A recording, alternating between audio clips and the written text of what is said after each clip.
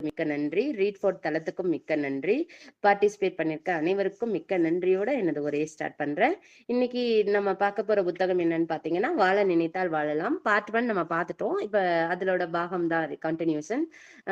ஒரு சம்மரியா ஷார்ட்டா வந்து அந்த பார்ட் 1ஐயும் சொல்லிட்டே நான் பார்ட் 2 மீதி இருக்கிறதையும் பார்ப்போம். ஏன்னா நிறைய பேர் புதுசாகவும் ஜாயின் பண்ணியிருக்காங்க. நமக்கும் அது எல்லாமே மோட்டிவேஷனலா இருந்துச்சு. ஒருக்கா நம்மளும் ரெஃப்ரெஷ் பண்ற மாதிரியும் இருக்கும். ஸோ அகெயின் ஃபர்ஸ்ட் இருந்தே நான் சம்மரைஸ் பண்ணிட்டு போறேன். ஏதாவது ஞாபகம் இருக்கா நம்ம பேசுனது பாயிண்ட்ஸ்? ஏதாவது ஒரு பாயிண்டாவது ஞாபகம் இருக்கா என்னென்ன மாதிரி டாபிக் பேசுனேன்னு? யாருக்காவது நான் பேசுனது ஏதாவது ஒரு ஒரு ஒரு துளியாவது வருதா யோசிச்சு பார்த்தா? நீங்கள் ஒரு சில வார்த்தைகள் சொல்லி தொடங்கி வச்சால் நினைவுக்கு வரலாம். கின்னஸ் புத்தகத்தை பத்தி எல்லாம் சொன்னேன், கம்பனின் ராமாயணத்தை பத்தி எல்லாம் சொன்னேன். சரி, பசித்திரு, விழித்திரு, தனித்திருன்னு எல்லாம் பேசணும் டிஃப்ரெண்டா. சரி, ஓகே மேம். மறுபடியும் சரி, அதான் ஃபர்ஸ்ட் இருந்தே பார்ப்போம். ஃபர்ஸ்ட் சாப்டர் என்னன்னு பாத்தீங்கன்னா, நினைத்தால் வாழலாம். சோ இப்ப மனிதனா பிறந்திருக்கோம். நம்ம வாழ்க்கை வந்து நம்ம நம்ம கையில தான் இருக்கு. வாழ்க்கையை வந்து நம்ம வாழலாம். குன்றின் மேல் விளக்காக ஒளி வீசலாம் சொல்றாங்க. நம்ம வாழ்ற வாழ்க்கை வந்து எப்படி இருக்குன்னா, ஒரு வாழ்க்கை நெறிகளை வந்து கடைபிடித்து வாழணும். அறநூல்கள், இலக்கியங்கள், புராணங்கள், சித்தர்களும் யோகிகளும் சிந்தனை ஞானிகளும் சொல்ற விஷயங்களை எல்லாம் கேட்டு அந்த மாதிரி வாழ்க்கை வாழ்ற வந்து வாழ்க்கை வந்து சிறப்பா இருக்கும். சோ வாழ்க்கை வாழ்வதற்கே, மனிதனா பிறந்த ஒவ்வொருவரோட வாழ்க்கையும் வாழ்வதற்கேன்னு சொல்லியிருக்காங்க ஃபர்ஸ்ட் சாப்டர்ல. அடுத்தது பாத்தீங்கன்னா, விவேகானந்தரோட லைன்ஸ் கொடுத்திருந்தாங்க. எழுமின் விழுமின் கொடுத்திருந்தாங்க. பாரதியாரோட பாடல் கொடுத்திருந்தாங்க. நல்லதோர் வீணை செய்து அதை நலங்கிட புழுதியில் எரிவதுண்டோ. சோ இது மாதிரி வாழ்க்கை வந்து நம்மளோட வாழ்க்கை நம்மளோடது, அது வாழ்வதற்கே அப்படிங்கறத பத்தி சொல்லியிருக்காரு. அடுத்தது பாத்தீங்கன்னா, இப்ப நம்மளோட வாழ்க்கை வாழ்றோம். ஒரு வாழ்க்கையோட குறிக்கோள் எய்ம் வேணும். ஒரு எய்ம் இல்லாம ஒரு படகு போச்சுன்னா அதுக்கு டெஸ்டினேஷனே இருக்காது. அது மாதிரி நம்மளும் ஒரு வாழ்க்கையில வந்து குறிக்கோள் வச்சுதான் வாழ்க்கையை வந்து நம்ம ஸ்டார்ட் பண்ணணும்னு சொல்றாங்க. எல்லாருமே ஒரு குறிக்கோள் செட் பண்ணிக்கணுங்கிறாங்க. எக்ஸாம்பிளுக்கு பாத்தீங்கன்னா, நம்ம ஃபுட்பால் விளையாடுறோம். நம்ம வந்து பாலை வந்து எந்த இடத்துல போடணும்னு கோல் வச்சுதானே நம்ம போட போறோம். எங்கெங்கயோ அடிச்சு விட்டு அது வந்து ஒரு விளையாட்டு வந்து ஒரு முழுமை அடையாது. ஒழுங்கா இருக்கணும், காலம் போட்டணும், நடுவரோட தீர்ப்பை கேட்கணும், எதிரணியை வந்து நம்ம நண்பர்களா கருதணும். சோ இந்த மாதிரி ஒரு வாழ்க்கை நெறிகளை கடைபிடித்து வாழணும். சோ வாழ்க்கை நம்ம வாழ்றோம், ஒரு கோல் செட் பண்ணி வாழணும்னு சொல்லியிருக்காரு. அடுத்தது பாத்தீங்கன்னா, பாதைகள் பலவிதம். சோ நம்ம வந்து ஒருத்தரும் ஒரு ஒரு மாதிரி பாதைகளை வந்து நம்ம செலக்ட் பண்ணுவாங்க. ஒருத்தர் வந்து சயின்டிஸ்ட் ஆவாங்க, ஒருத்தர் வந்து மேக்ஸ்ல இதாவாங்க. அது மாதிரி நிறைய பாதைகள் இருக்கும். அரசியல்ல கொடி கட்டி இது பண்ணுவாங்க. தொழில் முனைவரா இருப்பாங்க. அப்துல் கலாம் மாதிரி அறிவியல் நுட்பங்கள்ல சிறந்தவரா இருப்பாங்க. சோ அது மாதிரி நிறைய பாதைகள் இருக்கு. நம்ம வந்து ஒவ்வொரு டைமும் துவண்டு போயிடக்கூடாது. ஐயோ நமக்கு இது வரலையே அப்படின்னு சொல்லி நம்ம துவண்டு போகக்கூடாது. நிறைய பாதைகள் இருக்கு. அந்த பாதைகளை செலக்ட் பண்ணி நம்மளோட வாழ்க்கையை வந்து நம்ம ஸ்டார்ட் பண்ணணும்னு சொல்லியிருக்காரு. பாதைகளை வந்து எய்ம்ஸ் சூஸ் பண்ணியாச்சு. அடுத்தது பாதைகள் பார்க்கணும். அடுத்தது வந்து என்னன்னா, ஊக்கம் இருந்தால் நோக்கம் நிறைவேறும் சொல்றாங்க. சோ எப்போதுமே நமக்கு என்னன்னா, எண்ணங்கள் வந்து பாசிட்டிவா இருக்கணும்னு சொல்றாங்க. இந்த இடத்துல வந்து எண்ணத்தை பத்தி சொல்லியிருக்காங்க. நிறைய எண்ணங்கள் வந்து நமக்கு எழுது. சமுதாயத்தில் நம்ம பயணிக்கும் போதோ, இப்ப நம்ம செஷன்ல பாக்குறவங்க பேசுறவங்களை பொறுத்தும் நமக்கு எண்ணங்கள் வந்து எழுது. சோ எண்ணங்கள் வந்து நம்மளை வந்து உயரிய நிலைக்கு கொண்டுட்டு போகும். நம்ம எண்ணங்கள் வந்து எப்போதுமே தெளிவா இருக்கணும்னு சொல்றாரு. இப்ப பாத்தீங்கன்னா, அதுக்கு ஒரு எக்ஸாம்பிள் நம்ம ஆல்ரெடி பார்த்தோம். அப்பரடிகள் வந்து சிவபெருமானை வந்து கையில வந்து கண்குளிர கண்டு மகிழ வேண்டும்னு அவர் வந்து எண்ணம் வச்சிருந்தாரு. சோ அந்த எண்ணத்துக்காக அவர்னால கையிலை மலை ஏறும்போது அவருக்கு உடல் தளர்ந்து சோர்ந்து போயிடுச்சு. ஆனாலும் அவர் மனம் தளரல. அவர் வந்து என்ன பண்ணாரு, மன உறுதியோட சிவபெருமான பார்க்கணும் அப்படிங்கிற ஒரு உறுதியோட இருந்ததுனால என்ன ஆகுது, சிவபெருமான் அவரோட வைராகியத்தை பார்த்து அவருக்கு வந்து திருவையாறு திருக்குளத்தில் நான் எழுந்தருளுவேன், அங்க வந்து அம்மையோட என்ன காணலாம் அப்படின்னு சொல்றாரு. சோ கண்டறியாதன கண்டேன் அப்படின்னு சொல்றாரு. சோ அந்த மாதிரி நம்மளோட கோல், அந்த எண்ணம் வந்து ஸ்ட்ராங்கா இருக்கணும்னு சொல்றாங்க. நம்ம அப்பதான் நம்ம நினைச்சதை வந்து சாதிக்க முடியும். சோ அந்த சிவபெருமான் அவர் எப்படி கண் குளிர பாக்குறாரோ அந்த மாதிரி நம்மளோட எண்ணங்கள் வந்து ஸ்ட்ராங்கா இருக்கணும்னு சொல்றாங்க. எண்ணங்கள் வந்து நல்ல உயரிய எண்ணங்களா இருக்கணும்னு சொல்றாங்க. அந்த மாதிரி ஊக்கம் இருந்தால் நோக்கம் நிறைவேறும் சொல்லி இதுல சொல்லியிருக்காரு. அதே மாதிரி அப்துல் கலாம் ஐயாவோட கனவு காணுங்கள் அப்படிங்கிற ஒரு வேர்டையும் நம்ம வச்சுக்கணும். அடுத்தது பாத்தீங்கன்னா, 3 வைராகியங்கள் பத்தி நம்ம பார்த்தோம். புராண வைராகியம், அப்புறம் வந்து பிரசவ வைராக்கியம், சுடுகாட்டு வைராக்கியம்னு 3 பார்த்தோம். சோ புராண வைராக்கியம்னா என்னன்னா, நம்ம அப்பதைக்கு கேட்டுட்டு அப்பதைக்கே விட்டுட்டு போறது. சோ இப்ப பாத்தீங்கன்னா, ஒரு சொற்பொழிவு கேட்கிறோம். இப்ப ஒரு எக்ஸாம்பிள்க்கு அண்ணன், தம்பி சண்டை கட்டிட்டு இருக்காங்க. அப்ப சொற்பொழிவு கேட்கிறப்ப, அந்த சொற்பொழிவு கேட்டோனே இனிமேல் நம்ம அன்பா இருக்கணும், அண்ணன், தம்பி சண்டை கட்டக்கூடாது அப்படின்னு நினைப்பாங்க. ஆனா வீட்டுக்கு போனோனே மறுபடியும் மனைவி ஏதாவது அவங்கள பத்தி சொல்லப்ப மறுபடியும் கோவம் வந்து அந்த காதுல கேட்டது கேட்டதோட மறுபடியும் வந்து என்ன ஆகுது, அங்க மறுபடியும் சண்டை தான் தொடருது. சோ வைராக்கியம்ங்கிறது வந்து ஸ்ட்ராங்கா இருக்கணும். இந்த மாரி இருக்கக்கூடாது. புராண வைராக்கியமா இருக்கக்கூடாதுன்னு சொல்றாங்க. ஒரு காதுல கேட்டுட்டு மறு காதுல விட்டுட்டு போற மாரி இருக்கக்கூடாது அப்படின்னு சொல்றாங்க. அடுத்தது பிரசவ வைராக்கியம்னு பார்த்தோம்னா என்னன்னா, நம்ம பெண்கள்லாம் பார்த்தீங்கன்னா, குழந்தை பெக்கும்போது இனிமேல் நெக்ஸ்ட் குழந்தையே வேண்டாம் அப்படின்னு நினைப்பாங்க. ஆனாலும் மறுபடியும் அவங்களுக்கு வைராக்கியத்தோட இன்னொரு குழந்தை பெத்துக்குவாங்க. சோ அத அவர் சொல்லியிருக்காரு. அடுத்தது வந்து சுடுகாட்டு வைராக்கியம் சொல்றாங்க. அதாவது என்னன்னா, நம்ம இப்போ ஒருத்தர் இறந்துட்டாங்கன்னா, அப்ப நம்ம போறப்ப நம்மளோட சிந்தனைகள்லாம் வேற மாரி இருக்கும். ச்சே! வாழ்க்கையில நம்ம என்ன கொண்டுட்டு போறோம்? பாரு அவ்வளவுதான் வாழ்க்கை. இனிமேல் நம்ம அன்பா இருக்கணும். எல்லாருக்கும் உதவி செய்யணும் அப்படின்னு சொல்லி நம்ம நினைச்சுட்டு வருவோம். ஆனா மறுபடியும் பழைய குருடி கதவ திறடிங்கிற மாரி தான் மறுபடியும் நம்ம வந்து பழைய மாரியே அந்த ஆசைகள்லயும், அந்த சூழ்நிலையிலயும் புரண்டுட்டு இருப்போம். சோ இந்த மாரி எல்லாம் வைராக்கியம் இருக்கக்கூடாது அப்படின்னு சொல்றாரு. வைராக்கியம் எப்படி இருக்கணும்னா, நம்ம ஸ்ட்ராங்கா இருக்கணும்.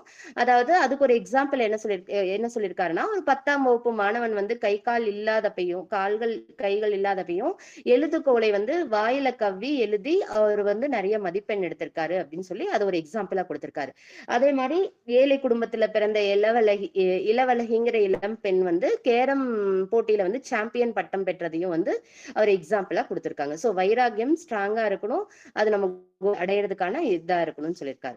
அடுத்தது பாத்தீங்கன்னா மனம் போல் வாழ்வு. சோ நம்ம எல்லாத்துக்கும் எண்ணங்களோட பிறப்பிடமே மனம்தான். சோ சத்தான உணவு சாப்பிட்டா உடல் உறுதியா இருக்கும். நமக்கு எண்ணங்கள் உயர்வா இருந்தா நம்ம மனம் வந்து சிறப்பா இருக்கும். சோ எங்கெங்கெல்லாம் நமக்கு வந்து எண்ணங்கள் உருவாகுது அப்படின்னு பார்த்தோம்னா, குடும்பம், பணி செய்யற இடம், ஒரு செய்தித்தாளோ, ஒரு தொலைக்காட்சியோ, நம்ம அதுல எல்லாம் படிக்கும்போது நம்ம எண்ணங்கள் வந்து வருது. சோ நம்ம ஆல்ரெடி பார்த்ததுதான் எண்ணங்கள் வந்து உயர்வா இருக்கணுங்கிறது தான் முதல்ல சொல்றாரு. சோ எத்தனையோ வந்து இப்ப பிரச்சனைகள் எல்லாம் ஏற்படுது. ஆனாலும் உலக போர்கள், மத கலவரங்கள், எரிமலைகள் எத்தனையோ நடக்குது. ஆனாலுமே நோய்கள்லாம் வரப்ப நமக்கு இந்த உலகம் அழியாம இருக்கு அப்படின்னா அதுக்கு என்ன காரணம் அப்படின்னு பார்த்தோம்னா, தேவாமிர்தமே ஆனாலும் தனித்து உண்ணாதவர், கோபமும் சோம்பலும் கொள்ளாதவர், பிறர் அஞ்சும் பழி பாவங்களுக்கு தாமும் அஞ்சுபவர், புகழ் என்றால் உயிரையும் கொடுப்பவர், பழி என்றால் உலகமே கிடைத்தாலும் எண்ணாதவர், அயர்வு இல்லாமல் பிறர்க்கென முயல்பவர்கள். சோ இந்த மாதிரி ஆளுமைகள்லாம் இந்த உலகத்துல வாழ்ந்துட்டு இருக்கிறதுனாலதான் எத்தனையோ உலக போர் மத கலவரங்கள்லாம் வந்தாலுமே வந்து நமக்கு வந்து இந்த உலகம் அழியாம இன்னும் இருக்கு அப்படின்னு சொல்லியிருக்காரு. சோ இதுக்கு ஒரு பாட்டும் புறநானூறுல இருக்கு, அதையும் எழுதியிருக்காரு. அடுத்தது பாத்தீங்கன்னா மனமே மந்திர சாவி. சோ மனம் போல் வாழ்வலே ஷார்ட்டா மனத்தை பத்தி பார்த்தாச்சு. மனமே மந்திர சாவி. எகைன் மனத்தை இன்னும் கொஞ்சம் டீப்பா பாக்குறோம். எப்படின்னா மனம் வந்து 3 வகையா பிரிச்சிருக்காரு. நுனிமனம், நடுமனம், அடிமனம் சொல்லிட்டு. சோ நுனிமனம்ங்கிறது என்னன்னா இப்ப நம்ம பாக்குற விஷயம் இப்போதைக்கு அது மறந்துரும். அடிமனம்ங்கிறது நம்ம உள்ள இருந்து வர்றது. அதே மாதிரி நுனிமனம், நடுமனம்ங்கிறது உள்ள இருந்து வர்றது. அடிமனம்ங்கிறது நார்மல் அந்த பதிவு வந்து கொஞ்ச நேரத்துக்கு வச்சுட்டு இது பண்ற மாதிரி சொல்லியிருக்காரு. அது கடல் அலைகளோட கம்பேர் பண்ணி சொல்றாரு. கடல்கள் எப்போதும் தொடாத நிலம் போன்றது, அது நுனிமனம். சோ கடல் அலை வந்து நிலத்தை வந்து தொடாது, அதுதான் வந்து நுனிமனம்ங்கிறாரு. அலைகள் வருவதும் போவதுமாக இருக்கும் கடற்கரை போன்றது நடுமனம் சொல்றாரு. கடல் நீர் என்றும் வற்றாதிருக்கும் ஆழ்கடல் போன்றது அடிமனம் சொல்றாரு. சோ அதுக்கு ஒரு எக்ஸாம்பிள்ஸ் மாதிரி கொடுத்திருக்காங்க. நம்ம பர்த்டேல ஒரு ஃப்ரெண்ட்ஸை பாக்குறோம்னா நுனிமனம் அது மறந்துடுது. ஆனா நம்ம 10th ஸ்டாண்டர்ட்ல படிச்ச அந்த இதெல்லாம் வந்து எடுத்து சொல்றது வந்து நடுமனம் அப்படின்னு சொல்லிட்டு அதுக்கு எக்ஸாம்பிள் கொடுத்திருக்காரு. அப்புறம் பாத்தீங்கன்னா மனம் பத்தி வந்து அகத்தியர் கொடுத்திருக்காரு. என்னன்னா மனமது செம்மையானால் மந்திரம் ஜெபிக்க வேண்டாம், மனமது செம்மையானால் வாயுவை உயர்த்த வேண்டாம், மனமது செம்மையானால் வாசியை நிறுத்த வேண்டாம், மனமது செம்மையானால் மந்திரம் செம்மையாமே. சோ மனம் ஒண்ணுதான் எல்லாத்துக்குமே மூலதனம். நம்ம பெருசா மந்திரம் சொல்ல தேவையில்லை, வாயுவை உயர்த்தி யோகா பண்ணி அந்த மாதிரி வாசி யோகா அதெல்லாம் எதுவுமே செய்ய தேவையில்லை. மனம் ஒண்ண வந்து நம்ம செம்மையா வச்சுட்டா அதே போதும் அப்படின்னு சொல்றாரு இந்த அகத்தியரோட இதுல. சோ மனம் வந்து நமக்கு ஆல்ரெடி தெரியும், ஒரு அங்கே இங்கே அலைப்பாயும் அந்த வெளியில இருக்கிற நம்ம இந்திரியங்கள் மூலியமா நமக்கு மனம் வந்து ஆசைய தூண்டும். ஆனா நம்ம விழிப்புணர்வோட இருக்கணும்னு சொல்றாரு மனம். இப்ப பாத்தீங்கன்னா அதுக்கு பாசிட்டிவா என்ன சொல்ல வர்றாருன்னா, காந்தியடிகள் வந்து ஆழ்மனதில் வந்து இந்திய விடுதலை வேணும் அப்படிங்கிற எண்ணம் இருந்ததுனாலதான் வந்து இந்தியாவுக்கு விடுதலை கிடைச்சிருக்கு. சோ அந்த மாதிரி நம்ம மனத்துல வந்து ஸ்ட்ராங்கான இத வந்து செட் பண்ணணும்னு சொல்றாரு. அதே மாதிரி வ.உ.சி வந்து கப்பல்கள் வந்து வெள்ளையருக்கு எதிரா செலுத்திருக்காரு. ஆழ்மனத்துல கப்பலை வந்து இது பண்ண இயக்கணும் அப்படின்னு ஆழ்மனத்துல அவர் செட் பண்ணதுனாலதான் வந்து இது பண்ணிருக்காரு. அதே மாதிரி 1030 முறை வந்து எடிசன் வந்து அந்த பிலமெண்ட் அப்படின்னு கண்டுபிடிக்கிறது வந்து 1030வது முறைதான் கண்டுபிடிச்சிருக்காரு. 29 முறை தோல்வி அடைஞ்சாலும். சோ அந்த அளவுக்கு நம்மளோடதும் மனம் வந்து ஸ்ட்ராங்கா இருக்கணும். இப்ப நம்ம கோயிலுக்கு போறோம்னு பாத்தீங்கன்னா, கோயில்ல வந்து நம்ம அங்க மனம் வந்து இறைநிலையோட ஒன்றி போகுது. யோசிச்சு பாருங்க. இறைநிலையோட ஒன்றி போகாது. அங்க இருக்க அலங்காரங்கள் ஆகட்டும், செய்யறதே ஆகட்டும், அததான் வந்து மனம் நம்ம கண்கள் மூலியமா பாக்குறது, இந்திரியங்கள் மூலமா அதுதான் வந்து மைண்ட்ல நமக்கு பதிவாகுது. இறைவனை நம்ம சிந்திக்கிறோமா, இறைநிலையை உணர்றோமா அப்படிங்கிறது அங்க கொஸ்டினா இருக்கு. சோ இப்ப பாத்தீங்கன்னா ஒரு தோழி வந்து கேட்கிற மாதிரி ஒரு கொஸ்டின், அதுக்கு தோழி ஆன்சர் கொடுக்குற மாதிரி கொடுத்திருக்காங்க. கோவில் முழுதும் கண்டேன், உயர் கோபுரம் ஏறி கண்டேன், தேவாதி தேவனை யான் தோழி தேடியும் கண்டிலேனே. சோ எல்லா பக்கமே தேடி தேடி பார்த்துட்டு இறைவன் நான் கண்டுபிடிக்க முடியல அப்படின்னு சொல்றாரு. அதுக்கு என்ன சொல்ல வர்றாங்கன்னா இன்னொரு தோழி, உள்ளத்தில் உள்ளானடி அதை நீ உணர வேண்டுமடி, உள்ளத்தில் காண்பாயெனில் கோவில் உள்ளேயும் காண்பானடிங்கிறாங்க. சோ நம்ம உள்ளம்தான் ஒரு பெருங்கோயில், நம்ம உள்ளத்திலே இறைவன் இருக்கிறார் அப்படிங்கிறத உணரணுங்கிறதா இந்த டாபிக்ல கொடுத்திருக்காரு. அடுத்தது பாத்தீங்கன்னா இன்ட்யூஷன் மற்றும் சாரி உள்ளுணர்வு எனும் ஒப்பற்ற சக்தி. அத இன்ட்யூஷன், ஞானிகள் மகான்கள்லாம் பின்னாடி என்ன நடக்குங்கிறத வந்து எக்ஸ்ட்ரா சென்சரி பர்செப்ஷன் மூலியமா அவங்க முன்னாடியே சொல்லுவாங்க. சோ அப்பயே பாத்தீங்கன்னா பாரதியார் சொல்லிட்டாரு, என்னன்னு சொல்லியிருக்காரு, ஆடுவோமே பல்லு பாடுவோமே ஆனந்த சுதந்திரம் அடைந்து விட்டோம் என்று. சோ அவரோட இன்ட்யூஷன் மூலியமா அப்படி சொன்னதுனாலதான் நமக்கு சுதந்திரம் கிடைச்சிருக்கு. சோ அந்த மாதிரி ஒரு நல்ல இதை வந்து நம்ம இது பண்ணணும்னு சொல்றாரு. அதே மாதிரி பாத்தீங்கன்னா ஒரு சிலர் எல்லாம் விபத்து ஏற்படுதுன்னா அது இன்ட்யூஷன் மூலியமா ஃபர்ஸ்டே தெரிஞ்சுட்டு அதுக்கு தகுந்த மாதிரி எச்சரிக்கையா இருப்பாங்க. இப்ப பாத்தீங்கன்னா எறும்புகள்லாம் மழை வர்றது முன்னமே தெரிஞ்சு அதுக்கு தேவையான உணவுகளை எல்லாம் எடுத்துக்கொண்டு போய் ஒரு இடத்துல சேமித்து வச்சிருக்கு. இப்ப சுனாமி பேரலையே வந்து பாத்தீங்கன்னா பல மனித உயிர்கள் வந்து இறந்து போனாங்க. ஆனா பாத்தீங்கன்னா விலங்குகளோ பறவைகளோ வந்து அதுகளுக்கு தெரிஞ்சிச்சு இன்ட்யூஷன் மூலியமா. சோ அதுகளை வந்து காத்துக்கொள்ளுச்சு. சோ இது ஒரு மிகப்பெரிய சக்தின்னு சொல்லியிருக்காரு. அடுத்தது 9வது டாபிக்ல என்ன சொல்ல வர்றாருன்னா,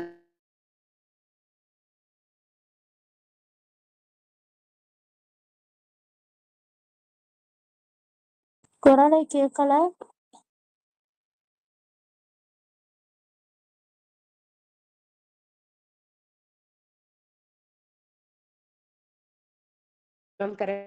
மேம் கேக்குதா? இப்ப கேக்குது மேம். அத கேட்கல. ஓகே, ஒரே நிமிஷம். கரண்ட் ஆஃப் ஆயிடுச்சு. வைஃபை கட் இது ஆன் எனக்கும் பண்ணிடுறேன். என் ஒய்ஃப் இதான் கட் ஆயிடுச்சுன்னு பார்த்தேன். எல்லாம் நன்மைக்கே, இன்பமே என்னாலும் துன்பமில்லை என்ற நம்பிக்கை தேவை அப்படின்னு சொல்றாரு. Everyday in every way I am getting better and பெட்டர்னு நம்ம சொல்லணும் அப்படின்னு சொல்ல வர்றாரு. சோ எதிர்மறை எண்ணமே வேண்டாம்னு சொல்லியிருக்காரு 9th சாப்டர்ல. நம்ம இப்ப எக்ஸாம்ஸே எழுதுறோம்னா நம்ம நல்லா எழுதுவோமா அப்படின்லாம் திங்க் பண்ணக்கூடாது மாணவர்கள். எதிர்மறை எண்ணமே வேண்டாம், எப்போதுமே திங்க் பாசிட்டிவ் அப்படின்னு சொல்லியிருக்காரு. அடுத்தது பாத்தீங்கன்னா 10வது சாப்டர்ல வாழ்க்கையில் வெற்றியை நிர்ணயிப்பது ஊழ்வினையா ஆழ்வினை. சோ ஒரு சிலர் பாத்தீங்கன்னா எல்லாத்துக்கும் காரணம் விதி விதி அப்படின்னு சொல்லிட்டு முயற்சிங்கிறதே எடுக்காம இருப்பாங்க. சோ அந்த மாதிரி இல்லாம நம்ம முயற்சி எடுக்கணும், விதி மத்தியால அதை வந்து வெல்லணும் அப்படின்னு சொல்றாரு. வள்ளுவரோட குரலை வந்து கோட் பண்ணிருக்காரு. தெய்வத்தால் ஆகாது எனினும் முயற்சி தன் மெய்வருத்த கூலி தரும் சொல்லியிருக்காரு. சோ முயற்சி நமக்கு தேவை அப்படிங்கிறத வந்து சொல்ல வர்றாரு. விதியை மட்டும் நம்ம நம்பிட்டு இருந்தோம்னா இப்ப இந்தியாவுக்கு நமக்கு சுதந்திரம் கிடைச்சிருக்குமா? அதே மாதிரி நிறைய கல்லணைகள் கட்டியிருக்க முடியுமா? ஒரு பெரியார் அணையெல்லாம் கட்டியிருக்க முடியுமா? விதிப்படி எல்லாம் நடக்கட்டும் அப்படின்னு சொல்லி நம்ம இருந்தோம்னா எதுவுமே நடந்திருக்காது. அதே மாதிரி ரைட் சகோதரர்கள் விமானத்தை கண்டுபிடிச்சிருக்க முடியுமா? அதே மாதிரி தொலைக்காட்சியை கண்டுபிடிச்சிருக்க முடியுமா? லைட் பல்ப்ஸை கண்டுபிடிச்சிருக்க முடியுமா? சோ ஏஆர் ரஹ்மான் மியூசிக்ல ஆஸ்கர் விருதை வாங்கியிருக்க முடியுமா?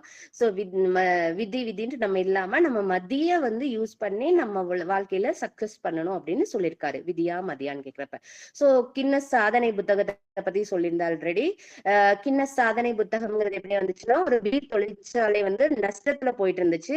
அந்த ஆர்த்தர் கின்னஸ் அப்படிங்கிறவர் எடுத்து வந்து அதை நடத்தி 2600 பேர் பணி செய்யற அளவுக்கு 70 ஏக்கர் பரப்புல வந்து அதை வந்து பெரிய தொழிற்சாலையாக உலகெங்கும் பரவி நிறைய பிரான்ச்சஸை வந்து நிறுவினார். சோ அதனாலதான் அவரோட பேரை வந்து ஆர்த்தர் கின்னஸோட பேரை தான் வந்து கின்னஸ் புத்தகம்னு அந்த பேரே வந்துச்சு. அதே மாதிரி இன்னொன்னு என்ன சொல்றாங்கன்னா, அயர்லாந்துல வந்து குழந்தைகளே அதிகமா இருக்காது. ஆனா கின்னஸ்க்கு வந்து 21 குழந்தைகள் பிறந்ததுனாலையும் அவரோட பேரை வந்து கின்னஸ் புத்தகத்துக்கு வச்சிருக்காங்கன்னு சொல்லிட்டுதான், அதனாலதான் வந்து கின்னஸ் அப்படிங்கிற பேரே வந்துச்சுன்னு சொல்லியிருக்காங்க. இதை ஆல்ரெடி சொல்லியிருக்கோம்.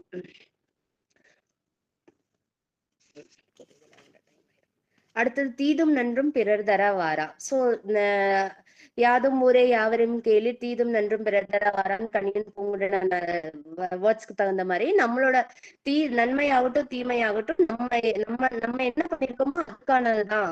நம்ம முற்பிறவியிலோ இப்பிறவியிலோ நம்ம செய்த நல்வினைகள் தீவினைகள் தான் வந்து நம்மை தொடருது அப்படின்னு சொல்றாரு. உயிர்களுக்கும் அதுவே முடிவு. ஆறு கடலில் கலந்து முடிவடைகிறது. அதுபோல நம் வாழ்வும் சாவில் நிறைவு பெறுகிறது. வாழ்வது இன்பமன்றோ சாவது துன்பமன்றோ கருதிவிட வேண்டாம் சொல்றாரு. இன்பமும் துன்பத்தையும் வந்து நம்ம ஈக்குவலா வந்து நம்ம இது பண்ணணும்.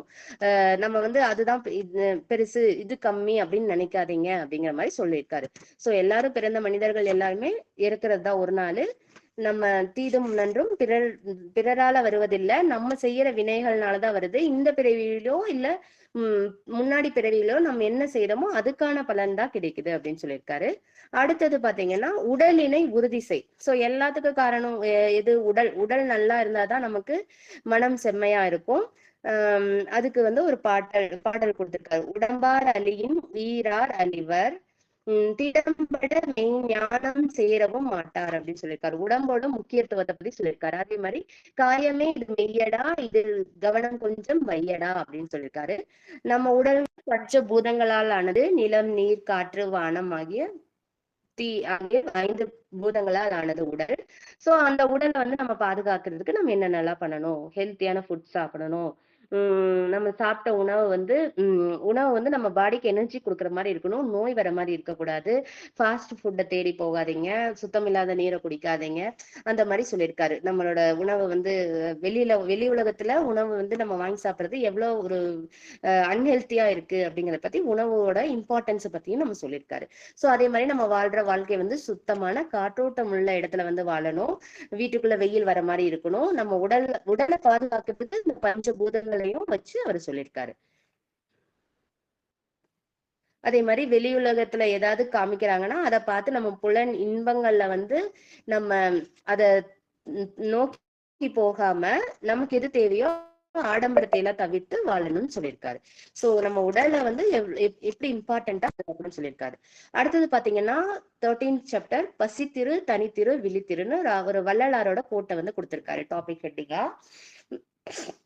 பசித்திரு அப்படின்னா என்னன்னா, இறைவனுக்கு அருள் வேண்டி மனப்பசியோட இருக்க சொல்றாரு. அடுத்தது தனித்திருன்னா மெடிடேஷன் பண்ணி தனிமைத்துவத்தோட இருக்கிறது. அடுத்தது விழித்திரு அப்படின்னா நம்மளோட ஐம்புலன்களால நம்ம உலகத்துல பாக்குறது எல்லாம் வேணும் அப்படின்னு ஆசைப்படாம விழிப்புடன் இருக்கணுங்கிறாரு. அந்த ஐம்புலன்களையும் அடக்கி ஆண்டு விழிப்புடன் இருக்கணும். சோ நமக்கு இயற்கையாலும் செயற்கையாலும் ஒரு தீங்கும் வராதவாறு வருமுன் காக்கும் விழிப்புணர்வு வேணும்னு சொல்லியிருக்காரு. அதே மாதிரி 10ஓட 11 வாழாம நம்ம தனித்து காமிக்கணும். நம்மளோட குவாலிட்டிஸ் என்ன, நம்மளோட தனியா காமிக்கணும் அப்படின்னு சொல்லியிருக்காரு.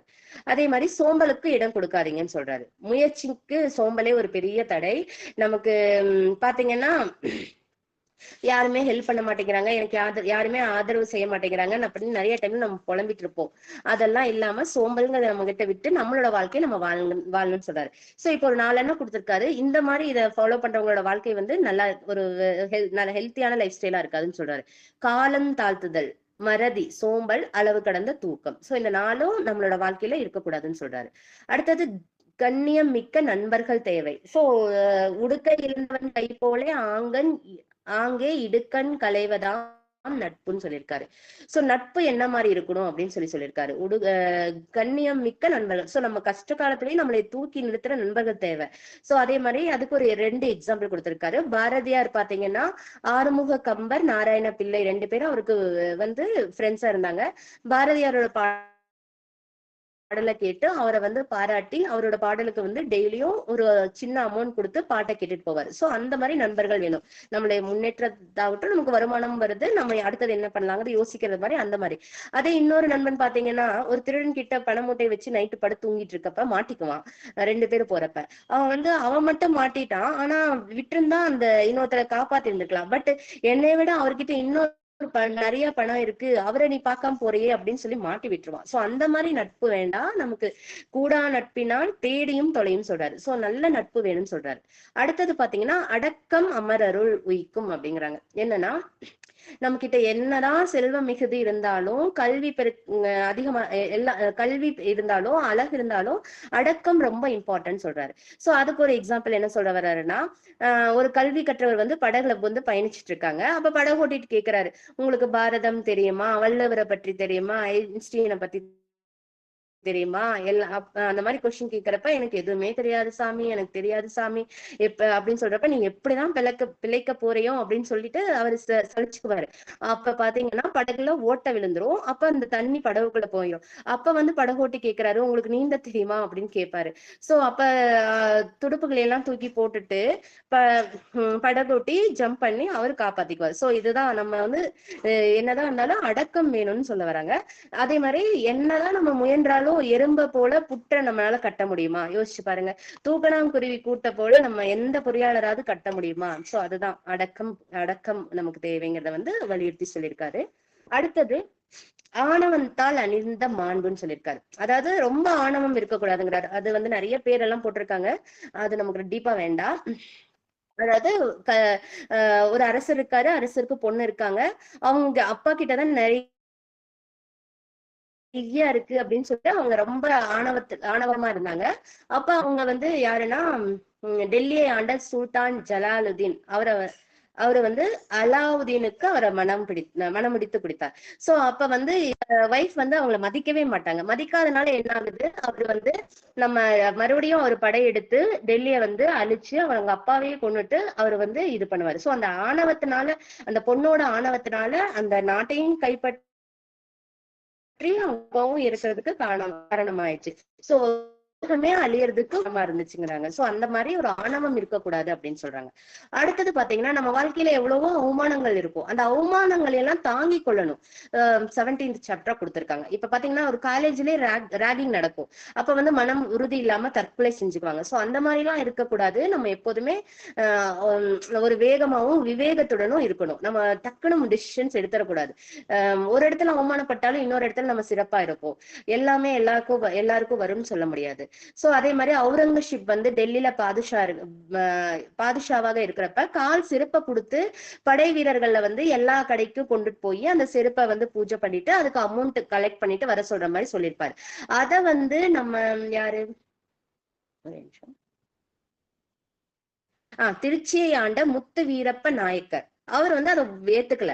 சோ அதனால என்ன பண்ணிட்டாரு, அதையும் கேஷுவலா கையாண்டிருக்காரு. காலில் அணிந்து கொள்ள 2 செருப்புகள் தேவை என்று உங்களுக்கு தெரியாதா அப்படின்னு சொல்லி போட்டு அந்த செருப்பை கீழே எடுத்து போட்டு யூஸ் பண்ணுவாங்க, அத போட்டுருவாரு. சோ அந்த மாதிரி நம்ம அவமானங்களுக்கு பதில் கொடுக்குற மாதிரி சொல்லியிருக்காரு. அதே மாதிரி இன்னொன்னு ஒரு நீதிமன்றத்துல வழக்கு போயிட்டு இருக்குது. சோ அந்த ஒரு கிட்டப்பான்னு ஒருத்தர் இருக்கிறாரு, அவரை அவமானப்படுத்தணும்னு நினைக்கிறாங்க. சோ வழக்கறிஞர் வந்து கிட்டப்பா கிட்ட கேக்குறாரு, என்ன உமது பெயர் என்ன அப்படின்னு கேக்குறாரு. கிட்டப்பா SG கிட்டப்பான்னு சொல்றாரு. வழக்கறிஞர் என்ன தொழில் செய்கிறீர் அப்படின்னு கேக்குறாரு. நாடகத்தில் நடிக்கிறேன் அப்படின்னாரு. அதுக்கு வழக்கறிஞர் அவமானப்படுத்தணும்னு முடிவு பண்ணிட்டாரா. அதுக்குனால என்ன சொல்றாரு, அதாவது கூத்தாடுகிறீர்கள், கூத்தாடுவது இழிந்த தொழில் தானே அப்படின்னு சொல்றாரு. அதுக்கு கிட்டப்பா சொல்றாரு, இருக்கலாம், ஆனால் என் தந்தையார் செய்த தொழிலை விட என் தொழில் மிகவும் உயர்வானதுதான் அப்படின்னு சொல்றாரு. சோ அப்ப வழக்கறிஞர் கேக்குறாரு, உமது தந்தையார் என்ன தொழில் செய்தான்னு கேக்குறாரு. வக்கீல் தொழில் செய்தான்னு சொல்றாரு. சோ அவங்க அந்த மாதிரி அறிவால சாதுரியத்தால மதியால அந்த இடத்த வந்து அவர் டேக்கிள் பண்றாரு. சோ இந்த மாதிரி அவமானங்கள் வரும், நம்ம பொறுமையுடனும் அறிவாற்றலுடனும் சமாளிக்க வேணுங்கிறதை இது நம்ம பார்த்துக்கலாம். சோ அடுத்த சாப்டர் என்ன பாத்தீங்கன்னா, சொன்ன சொல்லை காப்பாற்றணும். சோ அரசியல்வாதிகள்லாம் பாத்தீங்கன்னா நிறைய வாக்குரிமை குடுக்குறாங்க. ஆனா அதெல்லாம் காப்பாத்துறது இல்ல. ஆனா நம்ம சொல்ற காப்பாத்துறவரா இருக்கணும் அப்படின்னு சொல்றாங்க. அதே மாதிரி அதுக்கு ஒரு எக்ஸாம்பிள் கொடுத்திருக்காங்க. என்னன்னா, அந்தணர் ஒருவர் அரியநாதனின் கையை பார்த்து, அரியநாதன் ஒருத்தர் இருக்கிறாரு, அவரோட கையை பார்த்து, நமக்கு இந்த மாதிரி இந்த டைம்ல வந்து ராஜயோகம் இருக்கு, உனக்கு ராஜ பதவி கிடைக்கும், சோ அதுல வந்து நீ நிறைய சம்பாதிப்ப, அதுல வந்து 1/4 பங்கை வந்து என்னோட வழியா வர்ற என்னோட குடும்பத்துக்கு நீ கொடுக்கணும்னு சொல்லி ஓலை சீட்டுல வந்து கையெழுத்து போட்டு கொடுத்திருப்பாரு. சோ அதே மாதிரி அவர் டைம் வந்த பிறகு அவர் அதே மாதிரி செல்வம் நிறைய கிடைக்கும், அவங்க சொல்ல காப்பாத்தி அந்த படத்தை வந்து கொடுத்துருவாரு. சோ அந்த மாதிரி நம்ம சொல்ல காப்பாத்தணும் அப்படின்னு சொல்லியிருக்காரு. அடுத்தது நம்பிக்கையே தெம்பு தரும் சொல்லியிருக்காங்க. வாழ்க்கையில அதான் ஒரு ஆத்துல கடந்து போகணும். ஆனா பயமா இருக்கும், ஆத்து கடந்து போறது எப்படிடா, இவ்வளவு தண்ணி இருக்குமா, அவ்வளவு தண்ணியா இருக்குமா அப்படின்னு சொல்லிட்டு. அப்ப வந்து என்ன ஆகுது, ஒரு முனிவர் வந்து கையில பொட்டணத்தை கொடுத்து, இந்த கையில பொட்டணத்தை வச்சுட்டு நீ நடந்து போ, உனக்கு எந்த பயமும் இருக்காது அப்படின்னு சொல்லுவார். சரின்னு சொல்லிட்டு அந்த கையில புடிச்சுக்கிட்டே அவர் பயம் இல்லாம தைரியமா போயிருவாரு. சோ அங்க பொட்டணத்துல எதுவும் இல்ல, நம்பிக்கைங்கிற ஒரு மறை பொருள் தான் இருக்கு, அதை நம்ம புரிஞ்சுக்கணும். சோ நம்பிக்கை இருந்தா வாழ்க்கையில நம்ம சாதிக்கலாம் அப்படிங்கிற சொல்லியிருக்காரு. அடுத்தது பார்த்து கடமையை மறவாதுன்னு ஒரு குட்டி டாபிக் கொடுத்திருக்காரு. என்னன்னா, நம்மளோட அதாவது யாரு வராங்களோ வரலையோ நம்ம இப்ப பேசுறோம். சோ அது மாதிரி நமக்குன்னு ஒரு டியூட்டிஸ் இருக்கு, அதை நம்ம செய்யணும், கடமையை மறக்க கூடாது. அதுக்கு எக்ஸாம்பிள் என்ன சொல்றாருன்னா, ஒரு மழை பெய்யலன்னு சொல்லிட்டு ஒரு உழவன் வந்து உழுது கொண்டுட்டே இருக்காரு. உழவன் வந்து நிலத்தை வந்து விவசாயி ரெடி பண்ணிக்கிட்டே இருக்காரு. ஆனா மழை அங்க பெய்யவே இல்லை. அதுக்கு வந்து மத்தவங்க எல்லாம் கேக்குறாங்க, ஏன் மழைதான் பெய்யலையெல்லாம் எதுக்கு இப்படி செய்யற அப்படின்னா, என்ன சொல்றாரு அதுக்கு, நான் கடமை தவற மாட்டேன், தினமும் உழுதால்தான் தொழிலை மறக்காமல் இருக்க முடியும்னு சொல்றாரு. உழவு தொழிலை மறக்காம இருக்கணும்னா டெய்லி நான் உழந்துட்டு இது பண்ணணும். ஆனா அப்படி சும்மா நகைச்சுவையா சொல்றாங்க. என்னன்னா, மானிடனே தன் தொழிலை மறக்காமல் செய்து கொண்டிருக்கிறான், நான் என் கடமையை மறந்து போனேனே என்று மலையை பெய்வித்தானாம் வருணன் சொல்றாரு. ஒரு கற்பனையான கதை தான். அவங்களே கடமையை செய்யறாங்க, நம்ம ஏன் நம்மளோட கடமையை மறந்து நம்ம இருப்போம், நம்மளே மலையை கொடுத்துடலாம் அப்படின்னு சொல்ற மாதிரி ஒரு கதை கொடுத்திருக்காங்க. அடுத்தது பாத்தீங்கன்னா, உழைப்பின் வாரா உறுதிகள் உழவோ அப்படின்னு சொல்லிட்டு. சோ உழைப்பு தான் எல்லாத்துக்குமே. நம்ம அதிர்ஷ்டம் சரியில்லை, நேரம் சரியில்லை, சூழ்நிலை சரியில்லை அப்படின்னு நம்ம சொல்லிட்டு இருக்க கூடாது. நம்மளோட தன்னம்பிக்கை, துணிவு, உழைப்பை கொண்டுதான் நம்ம உயர்வு பெறணும். சோ அதுக்கு எக்ஸாம்பிளா அப்துல் கலாம் ஐயாவை பத்தி சொல்லியிருக்காரு. சின்ன வயதுல பாத்தீங்கன்னா செய்தித்தாள் வித்துட்டு இருந்தவரு பின்னால ஏவுகணை நாயகனா உருவானதை பத்தி சொல்லியிருக்காங்க. அதே மாதிரி இன்போசிஸ் நிறுவனர் நாராயணமூர்த்தி பத்தி சொல்லியிருக்காரு.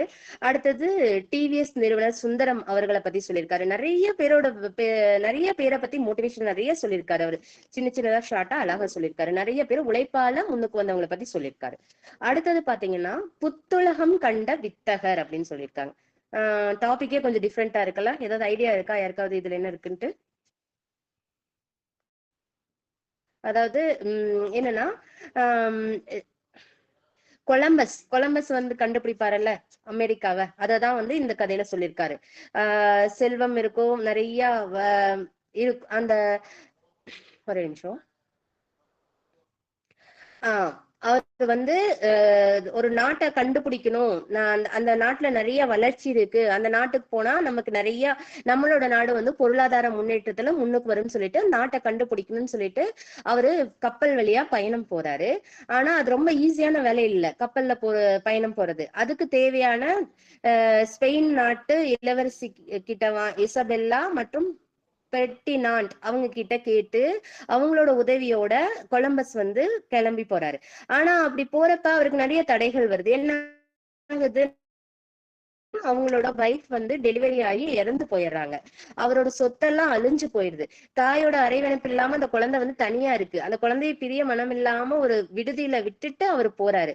ஆனா அவர் மனம் தளராம அப்படி போனதுனால அப்படி போறப்ப என்ன ஆகுதுன்னா, அவருக்கு கையில இருந்த இதெல்லாம் செலவாயிடுச்சு, உணவுகள் ஆகட்டும் எல்லாமே தீர்ந்து போயிடுச்சு. அப்ப வந்து 3 மாதங்கள் அப்படியே கடல்லையே பயணம் செய்யறாரு. அப்ப அங்க இருக்கிற போர் வீரர்கள் எல்லாம் சண்டைக்கு வராங்க. என்னால இனியெல்லாம் தொடர்ந்து வர முடியாது, நாடு கிடைக்கல, நம்ம திரும்பி ஸ்பெயினுக்கே போயிடலாம் அப்படின்னு சொல்லி தன்னம்பிக்கை இல்லாம சொல்றாங்க. ஆனா அவரு பாத்தீங்கன்னா இன்னும் 3 நாள் மட்டும் கொடுங்க, நிலம் கண்ணுக்கு தெரியலன்னா நம்ம ஸ்பெயினுக்கே திரும்பி போயிருவோம்னு சொல்றாரு. சோ அவரோட முயற்சி, நம்பிக்கை, கனவு அது வந்து வெற்றி அடைஞ்சது. அப்படி போறப்ப கரெக்டா நான் கொலம்பஸ் அந்த புதிதா கண்டுபிடிச்சாங்கல்ல அமெரிக்கா, அதுதான் வந்து அவர் கண்டுபிடிச்சது. சோ அப்புறம் வந்து அவர் நாட்டை வந்து முன்னுக்கு கொண்டுட்டு வந்தாருன்னு சொல்லியிருக்காங்க. அடுத்தது டாபிக் பாத்தீங்கன்னா என்னன்னா,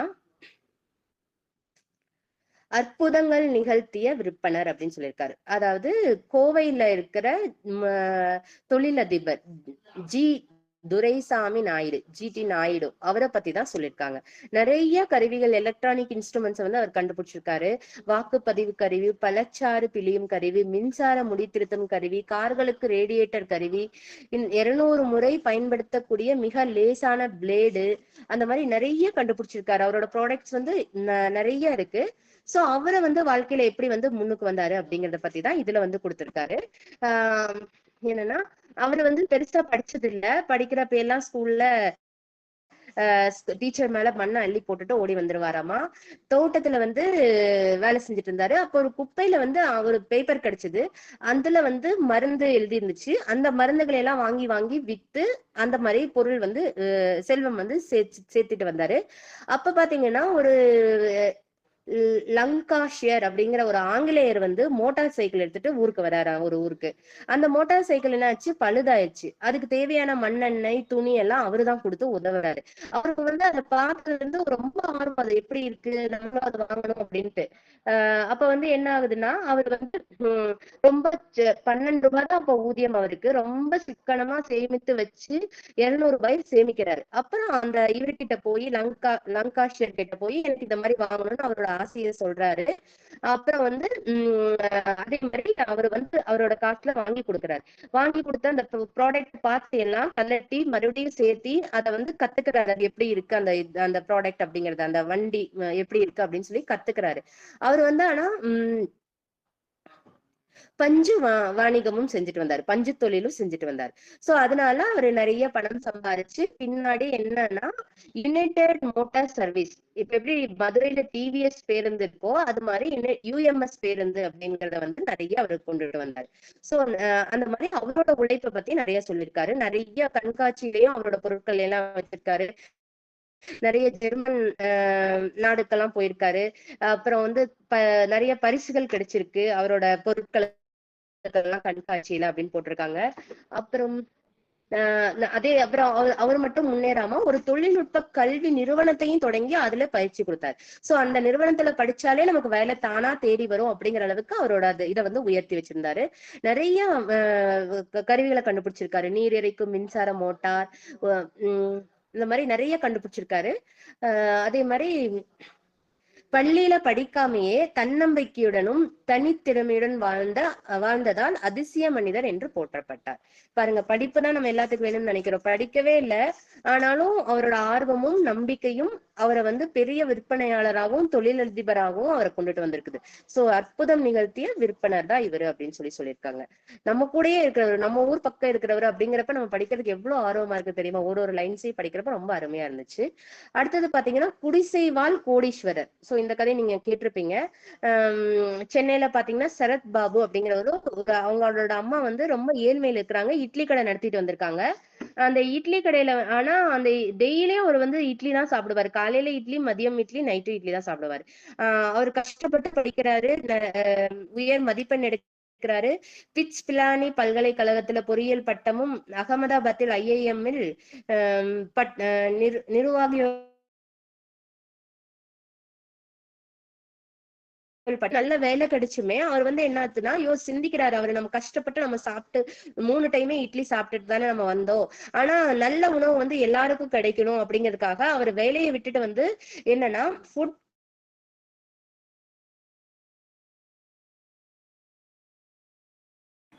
சங்கரி மேம்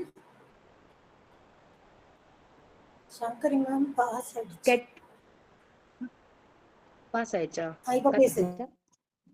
பேசுங்க மேம். Okay ma'am. சோ 8000 இளைஞர்களில் ஒருவராக அவர் தேர்ந்தெடுக்கப்பட்டார். சாதனையாளர் விருது அவருக்கு கிடைச்சதுன்னு சொல்லியிருக்காங்க. சோ அப்படி எவ்வளவோ அவர் சம்பாதிச்சிருக்காரு. இப்ப வந்து 8 கோடிக்கு மேல அவர் சம்பாதிச்சிட்டாரு. ஆனாலும் அவர் வந்து அதே அபார்ட்மெண்ட்ல சென்னையில அங்கேயேதான் வாழ்ந்துட்டு இருக்காரு. எவ்வளவு கோடி சம்பாதிச்சாலும் குடிசையில தான் வாழ்ந்துட்டு இருக்காரு. குடிசைவாள் கோடீஸ்வரர்னு சொல்லிட்டு அவரோட சிறப்பை சொல்லியிருக்காங்க. அதுக்கடுத்து பாத்தீங்கன்னா செயற்கரிய செய்த பெரியார் அப்படின்னு கொடுத்திருக்காரு. இதுல வந்து என்னன்னா ஒரு ராமலிங்க ரெட்டி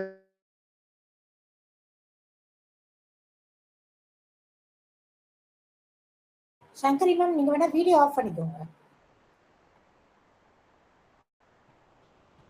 ஜெயவிலாஸ் நூற்பாலை இந்த மாதிரி அடிக்கடி பாஸ் ஆகுது. வீடியோ வேணா ஆஃப் பண்ணிக்கோங்க. Okay ma'am.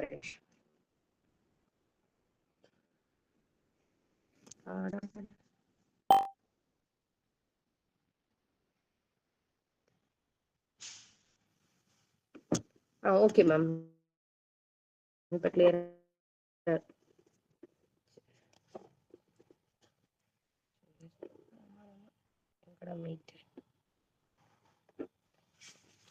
ஒரே நிமிஷமா. அதுதான் மேம். இப்ப கேக்குதா? கேக்குது மேம். Okay ma'am. அதாவது அந்த ஒரு தொழிற்சாலை பத்தி சொல்லியிருக்காரு. அதோட பேர் வந்து என்னன்னா, அவரோட பேரு டி.ஆர். தினகரன் சொல்லிட்டு. அதாவது ஒரு தொழிற்சாலை நல்லா போயிட்டு இருக்கு. அந்த தொழிற்சாலை வந்து திடீர்னு லாஸ் ஆயிடுது. எல்லாமே கஷ்டத்துல போயிடுது. ஆனாலும் உங்க தன்னிக்கை விடாம அந்த தொழிற்சாலையும் மறுபடியும் அந்த உயர்த்தி கொண்டுட்டு வந்தாங்க அப்படிங்கறதுதான் வந்து இத சொல்லியிருக்காங்க.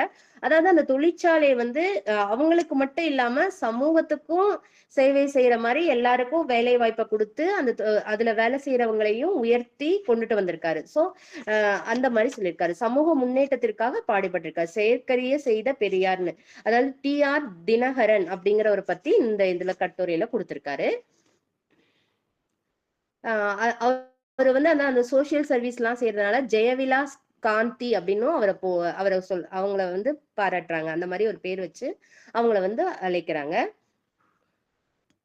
பொருளீட்டுவது ஒன்றே குறிக்கோள் என்று இல்லாமல் சமுதாய முன்னேற்றத்தை அடிப்படையாக கொண்டு தொழில் தொடங்கியதால் தான் தடைகள் பல கடந்து தன்னம்பிக்கையுடன் வெற்றி படிகளை ஏறி தன்னகரற்ற தொழிலதிபராக திகழ்கின்றார் அப்படின்னு சொல்லியிருக்காரு. அடுத்தது பாத்தீங்கன்னா, உழைத்து உயர்வடைய விரும்புவோருக்கு தினகரன் அவர்கள் ஒளியூட்டி வழிகாட்டும் சூரியன் ஆவார் அப்படின்னு சொல்லியிருக்காரு. சோ அவர் ரொம்ப உழைச்சு கஷ்டப்பட்டு சொசைட்டிக்கும் ஹெல்ப் பண்ணத அவரை பத்தி கொடுத்திருக்காரு. அடுத்தது பாத்தீங்கன்னா, அமிர்தம் வழங்கிய தமிழ் தாத்தா ஊவே சாமிநாத ஐயரை பத்தி கொடுத்திருக்காரு. என்னன்னா, அந்த காலத்துல ஓலைச்சுவடியில வந்து நிறைய இன்ஃபர்மேஷன்ஸ் இருந்துச்சு. அதெல்லாம் நம்ம வந்து எழுத்து வடிவில் இல்ல. 8 தொகை நூல்களாகட்டும் 10 பாட்டாகட்டும் எதுவுமே எழுத்து வடிவில் இல்ல. அப்ப எல்லாம் பாத்தீங்கன்னா மெய் எழுத்து புள்ளி, கால் புள்ளி, அரை புள்ளி, கொம்பு, முற்றுப்புள்ளி அந்த மாதிரிதான் இருக்கும். சோ அது எல்லாத்தையுமே என்னன்னா, அவர் வந்து இது எல்லாத்தையும் வந்து பாடல்களா வடிவமைத்து தமிழ் அன்னைக்கு அணிவிக்கிறதுக்காக அவர் ஆசைப்பட்டாரு. சோ அவரு அந்த முயற்சியில வந்து உருவானதுதான் வந்து நமக்கு ஐம்பெரும் காப்பியங்கள் ஆகட்டும், சிலப்பதிகாரம், மணிமேகலை, சீவக சிந்தாமணி, புறநானூறு, பரிபாடல், 10 500 இதெல்லாமே வந்துச்சு. சோ அவரோட முயற்சியாலதான் வந்து நமக்கு இத்தனை நூல்களும் கிடைச்சிருக்கு அப்படின்னு சொல்லியிருக்காரு.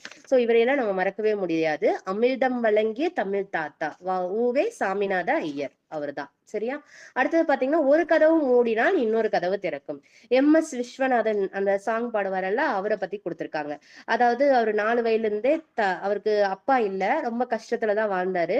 அப்ப வந்து இசை மேல ஆர்வம் இருந்து அவர் வந்து என்னன்னா ஜூபிட்டர் பிக்சர்ஸ்ல ஆபீஸ்ல ஒரு பாயா வேலை செய்யறாரு. அப்ப வந்து அந்த இன்ஸ்ட்ருமெண்ட் எல்லாம் சுத்தம் பண்ணி வைக்கிறதாகட்டும் அந்த மாதிரி வேலை செய்யறாரு. அப்ப வந்து என்ன ஆகுதுன்னா, அந்த வேலையில இருந்து அவங்கள தாட்டி விட்டுறாங்க. அப்ப அடுத்தது என்ன பண்றதுன்னு தெரியாம டி.எஸ். பாலையா கூட சேர்ந்து நடிக்க போறாரு. ஆனா அங்க நடிக்க போறப்ப அவருக்கு சரியா அதான் அந்த ராமாயணத்துல ராமன் வில்ல உடைக்கிற காட்சி வரும்ல, அது என்ன ஆகுதுன்னா அந்த வில்லை எடுத்துனே அது உடைஞ்சு போயிடுது. அதனால அவர் வந்து அவரை திட்டி அவரை வெளியே தாட்டி விட்டுறாரு. மறுபடியும் அவர் போய் அந்த ஜூபிட்டர் பிக்சர் கிட்டயே போய் மன்னிப்பு கேட்டு மறுபடியும் இசைக்குழுல சேர்ந்து இசையமைப்பாளராகி இப்ப எவ்வளவோ பேத்துக்கு நமக்கு பின்னணி பாடகருக்கு நிறைய உருவாக்கி கொடுத்திருக்காரு. சோ அதுதான் ஒரு கதவு மூடினால் இன்னொரு கதவு திறக்கும்னு சொல்றாங்க. சோ நாடகத்துக்கு நடிக்கலாம்னு போனாலும் இல்ல இசைதான் உனக்கு அப்படின்னு சொல்லி கூட்டிட்டு வந்ததுதான் இதுல நமக்கு தெரியுது. அடுத்தது பாத்தீங்கன்னா செய்க பொருளை அப்படின்னு சொல்றாரு. என்னன்னா செய்க பொருளைனா என்னடா டாபிக்கே டிஃப்ரெண்டா இருக்கு அப்படின்னு பார்த்தோம்னா என்னன்னா செல்வம் பத்தி சொல்றாரு. என்னதான் இருந்தாலும் பொருட்செல்வம் நமக்கு தேவைதான் அப்படின்னு சொல்றாரு. தந்தை தாயை தவிர எல்லாத்தையும் விலைக்கு வாங்கலாம் பொருட்செல்வம் இருந்தா அப்படிங்கிற மாதிரி சொல்லியிருக்காரு. அப்புறம் ஒரு முனிவரே இருந்தாலும் செல்வம் வேணும் அப்பதான் அவரோட வாழ்க்கை வந்து நிம்மதியா இருக்கும் அப்படிங்கிறார். ஒரு மலை உச்சியில் இருந்துட்டு கீழே இருக்கிற யானை போற பாக்குறது எப்படி எளிதா இருக்குமோ பாதுகாப்பா இருக்குமோ அது மாதிரி தான் நம்ம கையில வந்து செல்வம் வச்சுட்டு வாழ்ற வாழ்க்கை இருக்கும்னு சொல்றாரு. அப்புறம் வந்து செல்வம் அதுக்காக செல்வத்தை வந்து ஓவராவும் நம்ம இது பண்ணக்கூடாது. செல்வத்தை நாம் நாளும் நேசிக்க வேண்டும், பூசிக்க தேவையில்லை, அதை செலவிடுவதில் யோசிக்க வேண்டும், அப்போதுதான் எவரிடமும் யாசிக்காமல் வாழலாம் அப்படின்னு சொல்லியிருக்காரு. அதாவது செல்வம் வந்து பேரறிவு பெற்ற சான்றோர் கையில் சேரும் போது ஊரின் நடுவே பயன் தரும் பழுமரமாய் மருந்து மரமாய் ஊர் மக்கள் பருக பயன்படும் ஊருணியாய் திகழும். செல்வம் ஓரிடத்தில் தேங்கினால் தீங்குகளே விளையும், அது அனைவர் கையிலும் புரள வேண்டும்னு செல்வத்தை பத்தி சொல்லியிருக்காரு. சோ எல்லார் கையிலயும் செல்வம் இருக்கணும் அப்படிங்கறதா சொல்லியிருக்காரு. அடுத்தது 27th சாப்டர் படித்தவன் பாவம் செய்தார் அப்படிங்கிற டாபிக் பேரு. சோ எல்லாருமே பாவம் செய்யறோம், படிச்சவங்க பாவம் செஞ்சா எப்படி இருக்கும்? நம்மளே நிறைய கேள்விப்பட்டிருப்போம். ஒரு ஹாஸ்பிட்டல்ல எல்லாம் வந்து பாடி பார்ட்ஸ் எல்லாம் திருடி விற்கிறது, அந்த மாதிரி நிறைய அந்த மாதிரி எல்லாம் படிச்சவங்களே நம்ம பாவம் செய்யறோம் அப்படிங்கிற மாதிரி சொல்லியிருக்காரு. இப்ப பாத்தீங்கன்னா நிறைய ஆசைகளை காமிச்சு அந்த திட்டம் இருக்கு, நகை சேமிப்பு திட்டம் இருக்கு, தங்க காசு சேமிக்கிற திட்டம் இருக்கு அப்படின்னு சொல்லி மக்களை வந்து அதுக்குள்ள இழுக்கிறாங்க பாருங்க அவங்கள. சோ அந்த மாதிரி எல்லாம் இருக்கக்கூடாது அப்படிங்கிறாரு. அடுத்து பங்கு சந்தை பத்தி சொல்லியிருக்காரு. அதுலயும் நடக்கிற மோசடிகளை பத்தி சொல்லியிருக்காரு. அப்புறம் அரசு வங்கியில வந்து 8 கோடியை வந்து யாருக்கோ முறைகேடா கொடுத்துட்டு அவரு ரொம்ப மறுபடியும் 14 ஆண்டுகளுக்கு அப்புறம் அவருக்கு வந்து 80 லட்சம் தண்டனை கிடைச்சதை பத்தி சொல்லியிருக்காரு. சோ ஒரு வங்கி மேலாளரா படிச்சவர் தான், ஆனா அவரு எப்படி பாவம் செய்யறாருங்கிறத பத்தி சொல்லியிருக்காரு.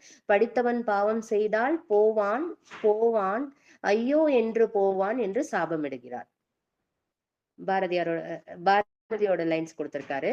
அடுத்த சாப்டர் பாத்தீங்கன்னா வறுமையை கண்டு பயப்படாதே அப்படின்னு சொல்றாரு. சோ வறுமைங்கிறது ஒரு கொடிய நோய் தான். வறுமை துன்பம் தருவது வேற எதுவும் இல்லை. நெருப்பின் மேலே கூட ஒருவர் படுத்து உறங்கலாம், ஆனால் வறுமையுடன் உறங்க இயலாதுன்னு சொல்லியிருக்காரு. அப்புறம்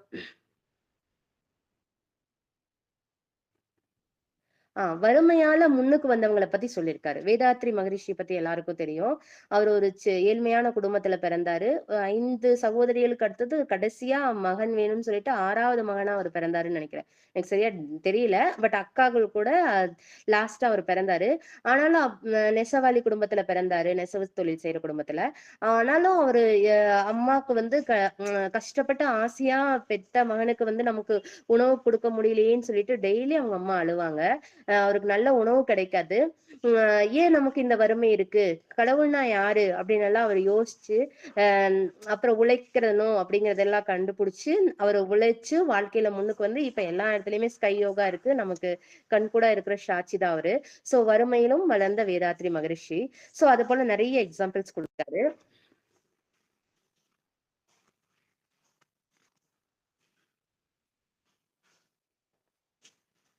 அதே மாதிரி நிறைய எக்ஸாம்பிள் கொடுத்திருக்காரு நிறைய பத்தி.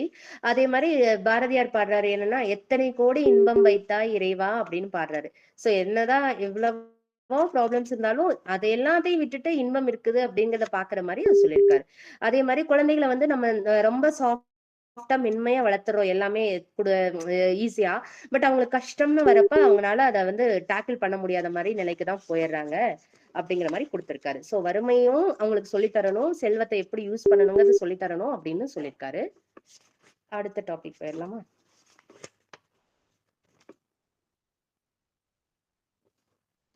சிந்தனைக்கு செவி கொடு. இது சும்மா ஒரு காமெடியா கொடுத்திருக்காரு. என்னன்னா டாபிக் வச்சு காமெடினா என்னன்னா ஒரு நிமிஷம் அவர் பேர் மட்டும் பாத்துக்கிறேன்.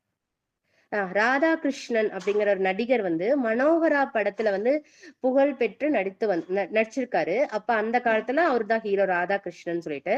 சோ இப்ப என்ன ஆச்சுன்னா ஒரு ஸ்கூல் பள்ளிக்கூடத்துல வந்து உம் அவரோட நாடகம் போடுறேன்னு சொல்லிட்டு எல்லா பக்கமும் விளம்பரம் செஞ்சிருக்காங்க. அதுக்காக அந்த ஸ்கூல் வந்து ரொம்ப மெனக்கெட்டு நிறைய செஞ்சிருக்காங்க. அப்ப அந்த டைமும் வந்துருச்சு. ஊர் மக்கள் எல்லாம் ஒண்ணு சேர்ந்துட்டாங்க. ஆனா என்னாச்சு, அந்த நாடகத்தை சப் ஆக்டர்ஸும் எல்லாம் வந்து ரெடியா இருக்காங்க ஆக்டிங் பண்றதுக்கு. பட் அந்த ராதாகிருஷ்ணர் என்ன சொல்லிட்டாருன்னா, அவர் சொன்ன செய்தி ஒண்ணுதான் அதிர்ச்சி வந்துச்சு. என்னன்னா, ஊருக்கு வந்து செல்வதற்கு போக்குவரத்து செலவுக்கு மட்டும் வழங்கப்பட்டது.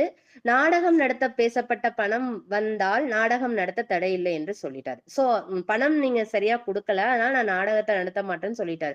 சோ அங்கிருந்த எல்லாரும் வந்து கோவப்பட்டு அது எல்லாத்தையும் உடைச்சு அடிச்சு அந்த இதையெல்லாம் தரமட்ட பண்ணி விட்டுருவாங்க. சோ அந்த ஸ்கூல் என்ன ஆகுதுன்னா, அந்த நாடக மத்த கோ ஆக்டர்ஸ் எல்லாம் அங்கேயே தங்க வச்சு அவங்களுக்கு திருப்பி பணம் கொடுத்து அவங்கள வந்து வழி அனுப்பிச்சு வைக்கிறாங்களாமா. ஒரு ஃபன்னா சொல்லியிருக்காரு, சிந்தனைக்கு செவி கொடுன்னு அந்த டாபிக்ல. அடுத்தது பாத்தீங்கன்னா, ஆடம்பரம் என்னும் ஆபத்து அப்படின்னு சொல்லியிருக்காரு. நமக்கு எல்லாருக்குமே தெரியும், ஆடம்பரமா வாழ்றது வந்து மிகப்பெரிய ஆபத்து தான். அதாவது ஒருத்தர் நிறைய ஃபங்க்ஷன்ஸ் பண்றாங்கன்னு பார்த்துட்டு நம்மளும் அதே மாதிரி பண்ணணும், நம்ம என்ன குறைஞ்சவங்களா, நம்ம இதுக்கு மேல பண்ணி காமிப்போம் அப்படின்னு சொல்லிட்டு நம்ம நிறைய ஆடம்பர கடன் வாங்கி நம்ம கஷ்டப்படுறோம். சோ அந்த மாதிரி இருக்கக்கூடாதுன்னு சொல்றாரு. அதே மாதிரி இதுல உணவு பரிமாறதாகட்டும், வெஜ்ஜோ நான்வெஜ்ஜோ அந்த மாதிரி கொடுக்காம நம்ம கிட்ட என்ன இருக்கோ அதுக்கு தகுந்த மாதிரி கொடுக்கணும்னு சொல்றாரு. இப்ப பாத்தீங்கன்னா இன்னொரு எக்ஸாம்பிளுக்கு என்ன சொல்லியிருக்காருன்னா, ஒரு பணக்கார பெண் கிட்ட ஒரு ஏழை பெண் வந்து நகையை வாங்கிட்டு போறாங்க. அந்த நகையை வாங்கிட்டு போயிட்டு கல்யாணத்துக்கு போறப்ப அந்த நகை தொலைஞ்சு போயிருது. அந்த நகை தொலைஞ்ச உடனே ஐயோ தொலைச்சிட்டுமே, எப்படி அந்த தோழி முகத்துல முழிக்குதுன்னு சொல்லிட்டு ஊரை விட்டு காலி பண்ணி அந்த நகைக்கான காசையெல்லாம் சேர்த்தி கஷ்டப்பட்டு உடலையெல்லாம் கெடுத்து அந்த நகைய செஞ்சு கொண்டாந்து அந்த பொண்ணு கிட்ட கொடுக்குறப்ப, இது வந்து போலி நகையை தான் நான் கொடுத்தேன், ஒரிஜினல் நகையை கொடுக்கல, நீங்க இத்தனை நாள் எங்கிட்ட சொல்லாம கஷ்டப்பட்ட அப்படிங்கிற. சோ அந்த ஆடம்பரத்தை பார்த்து இப்ப நம்மளோட வாழ்க்கை பாருங்க, அந்த நகைக்காக ஒரு எவ்வளவு காலம் அந்த அம்மா ஓடி உழைச்சிருக்கும், ஒரு எத்தனையோ தியாகம் பண்ணிட்டு அதை கொண்டு இன்னொருத்தர் கையில கொடுக்குறப்ப அது எப்படி இருக்கும் நினைச்சு பாருங்க. சோ அந்த மாதிரி ஆடம்பரத்துக்கு நம்ம போக கூடாதுன்னு சொல்லியிருக்காரு. எளிமையான வாழ்க்கையை வாழணும்னு சொல்லியிருக்காரு. எளிமையே என்றும் இன்பம் தரும், ஆடம்பரம் ஆபத்தில் முடியும்னு முடிச்சிருக்காரு. அடுத்தது பாத்தீங்கன்னா, சிக்கனமே சிறந்த செல்வம். சோ ஆடம்பரத்துக்கு கூட கனெக்ட் ஆகுறதா, சிக்கனமும் மிக அவசியமான ஒண்ணுதான். அத தேவைக்கு யூஸ் பண்ணணும், தேவையில்லாத இடத்துல நம்ம அதிகமா செலவு செய்யக்கூடாது. ஒரு அதாவது ஒரு பக்கெட் தண்ணியிலையும் குளிக்கலாம், நிறைய தண்ணி எடுத்தும் குளிக்கலாம். சோ எந்த அளவுக்கு சிக்கனமா இருக்கணுமோ அந்த அளவுக்கு சிக்கனமா இருக்கணும். அப்புறம் பாத்தீங்கன்னா, காமராஜர் இதை பத்தி சொல்லியிருக்காரு. அவர் வந்து அணை கட்டுறதுக்கு வந்து எவ்வளவு எடுத்துக்கிட்டாரு, 2.5 கோடியில திட்டமிட்டிருக்காரு. ஆனா 2.5 கோடிக்கும் கம்மியாவே செலவு பண்ணிருக்காரு. சிக்கனமா இருந்து அந்த அணையை கட்டி அந்த டைமுக்குள்ள முடிச்சதுனால அது பக்கத்திலேயே வந்து ஒரு பெரிய பூங்காவை வந்து அவர் வந்து ரெடி பண்ணிருக்காரு. சோ அதே மாதிரி இன்னொருத்தர் என்ன பண்ணிருக்காங்கன்னா, சண்முகா நதியை கட்டுறதுக்கு 7.5 கோடியில திட்டமிட்டிருக்காரு. ஆனா அது வந்து 12 கோடியா ஆயுமே முடியாம 21 கோடியில முடிஞ்சதாமா. எதனால? காலமும் தாமதமும் நாலதான் பணம் நிறைய செலவாயிடுச்சு. சோ காலமும் நமக்கு ரொம்ப இம்பார்ட்டன்ட், நம்ம சிக்கனமும் ரொம்ப இம்பார்ட்டன்ட் இதுல சொல்லியிருக்காரு. அதே மாதிரி நம்ம செலவு வந்து நமக்கு அவசியமான செலவு இருக்கும், அவசரமான செலவு இருக்கு, எதிர்பாராத செலவு இருக்குன்னு சொல்றாரு. அதாவது குழந்தைகளை வந்து கல்லூரியில ஃபீஸ் கட்டணும்னா அது அவசியமான செலவு. அதே மாதிரி இப்ப பாத்தீங்கன்னா, ஒரு தேர்வு நாட்கள்ல நாளைக்கு பணம் கட்டும் அப்படின்னு சொல்றது வந்து அவசரமான செலவு. எதிர்பாராத செலவுன்னு பாத்தீங்கன்னா என்னன்னா, நம்ம பஸ்ஸுக்கு புக் பண்ணிருப்போம், அந்த பஸ்ஸை மிஸ் பண்ணிருப்போம், மறுபடியும் அப்ப வேற பஸ்ஸோ இல்ல காரோ புடிச்சு போறது, அது எதிர்பாராத செலவுன்னு கொடுத்திருப்பாரு. சோ அதெல்லாம் அவாய்ட் பண்ணிக்கணும் அப்படிங்கிறாரு. அதுக்கு நிறைய எக்ஸாம்பிள்ஸ் கொடுத்திருக்காரு. நிறைய ஆளுமைகளை பத்தி நிறைய சொல்லிட்டே இருக்காரு. அடுத்தது வந்து அட்சய திருநாள் அன்னைக்கு பாத்தீங்கன்னா, அந்த ஆடை போட்டு நம்மளைய வந்து நகை வாங்க வைப்பாங்க. சோ அந்த மாதிரி எல்லாம் இருக்கக்கூடாதுங்கிறாரு. அவேர்னஸ் நம்ம இருக்கணும் அப்படிங்கிறாரு. ஏன்னா நகை நமக்கு தான் சேருமா, அப்ப கொடுக்குற கடைக்காரங்களுக்கு அது யோசிச்சு பாருங்க. நம்ம தான் நகை நமக்கு சேரும் போய் வாங்குறோம், ஏன் அவங்களுக்கு சேரட்டுன்னு அவங்களே வச்சுக்க வேண்டியதானே, அட்சய திருதி அன்னைக்கு ஏன் அவங்க கொடுக்கணும், அதெல்லாம் நம்ம கொஞ்சம் சிந்திச்சு பார்க்கணும் அப்படின்னு சொல்லியிருக்காரு. கரண்ட் இருக்கா? அடுத்தது அறிவுடையார் எல்லாம் உடையான்னு சொல்லியிருக்காரு. சோ அறிவுதான், ஞானம் முக்கியம்ங்கிறத பத்தி சொல்லியிருக்காரு. அடுத்த டாபிக்ல கரண்ட் போயிடுச்சா?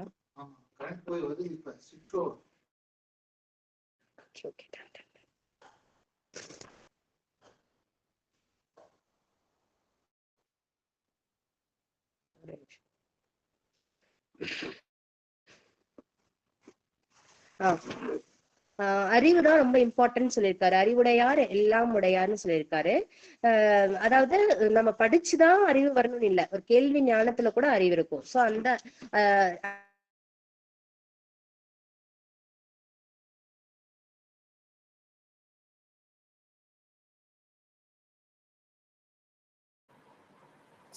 அந்த டைமிங்க்கு நம்ம அந்த பெண் போயிட்டு இருக்காங்க. அந்த பெண்ணை வந்து மாடு குத்திச்சு. மாடு குத்தி அந்த பெண் பிரெக்னெண்டா இருக்காங்க. அந்த குழந்தையோட கை விரல்கள் வந்து வெளியே தெரிய ஆரம்பிச்சிச்சு. வைஃபையாங்க மேம்? கேக்குதா? கேக்குதா மேம்? கேக்குது மேம். வைஃபையா? கேக்குது. Okay okay, thank you. அதுதான் அந்த பொண்ணோட அந்த குழந்தையோட விரல் வந்து வெளியில நீட்டிட்டு இருக்கும். சோ அப்ப வந்து ஹாஸ்பிட்டல் கூட்டிட்டு போவாங்க. ஆனா அங்க இருக்க கம்பவுண்டர் வந்து எந்த பதிலுமே சொல்லாம பெரிய டாக்டர் இல்ல, சோ வெயிட் பண்ணுங்கன்னு சொல்லிட்டு சிகரெட் ஊதிட்டு இருப்பாரு. அப்புறம் அவங்க அந்த வீட்டு மக்கள் போய் அந்த பெரிய டாக்டரை கூட்டிட்டு வருவாங்க. கூட்டிட்டு வந்து பாத்துட்டு இருக்கப்ப அப்புறம் அவருக்கு என்ன பண்றதுன்னு தெரியாது. என்ன பண்ணுவாரு, அந்த சிகரெட் இருக்கு பாருங்க, அதை வாங்கி அந்த குழந்தையோட விரல்ல லைட்டா படுற மாதிரி இருப்பாரு. சோ அந்த ஹீட் தாங்காம அந்த குழந்தை கையை உள்ள எடுத்துரும். சோ அப்புறம் மறுபடியும் அந்த அறிவுங்கிறது பாருங்க, அந்த டைம்ல யூஸ் பண்ற அந்த அறிவை பத்தி சொல்லியிருக்காங்க. அப்புறம் மறுபடியும் அந்த அம்மாக்கு வந்து அவரு ஹெல்ப் பண்ணி அவர் அங்கேயே வச்சு டெலிவரி பண்ணி அந்த குழந்தையும் அந்த தாயும் ரொம்ப சூப்பரா இருக்காங்கன்னு சொல்லி லாஸ்ட்ல முடிச்சிருக்காரு. அதே மாதிரி ஒரு குழந்தை வந்து ஆக்சிடென்ட் ஆயிரும். அப்ப அந்த மூளை சாவு அடைஞ்சதுனால அவங்க அம்மா அப்பா வந்து அந்த டைம்ல அந்த உடல் பாகங்களை எல்லாம் மத்தவங்களுக்கு கொடுத்து, அதனால வந்து அந்த குழந்தையோட உடல் பாகங்கள் மத்தவங்களுக்கு உபயோகப்படுற மாதிரி கொடுத்ததுனால அந்த அறிவையும் வந்து அவர் பாராட்டி சொல்லியிருப்பாரு. சோ அந்த மாதிரி அவங்களோட தம்பதியோட பேர் வந்து அசோகன் புஷ்பாஞ்சலின்னு சொல்லியிருக்காங்க. சோ இந்த மாதிரி எல்லாம் இருக்காங்க அப்படின்னு சொல்லி அறிவோட இம்பார்ட்டன்ஸ் பத்தி சொல்லியிருக்காரு. அடுத்தது பாத்தீங்கன்னா, சட்டியில் இருந்தால்தான் அகப்பையில் வருங்கிறாங்க. சோ நம்ம எல்லாருமே கேள்விப்பட்டிருப்போம் முருகனோட லைன்ஸ், சட்டியில் இருந்தால்தான் அகப்பையில் வரும். இங்க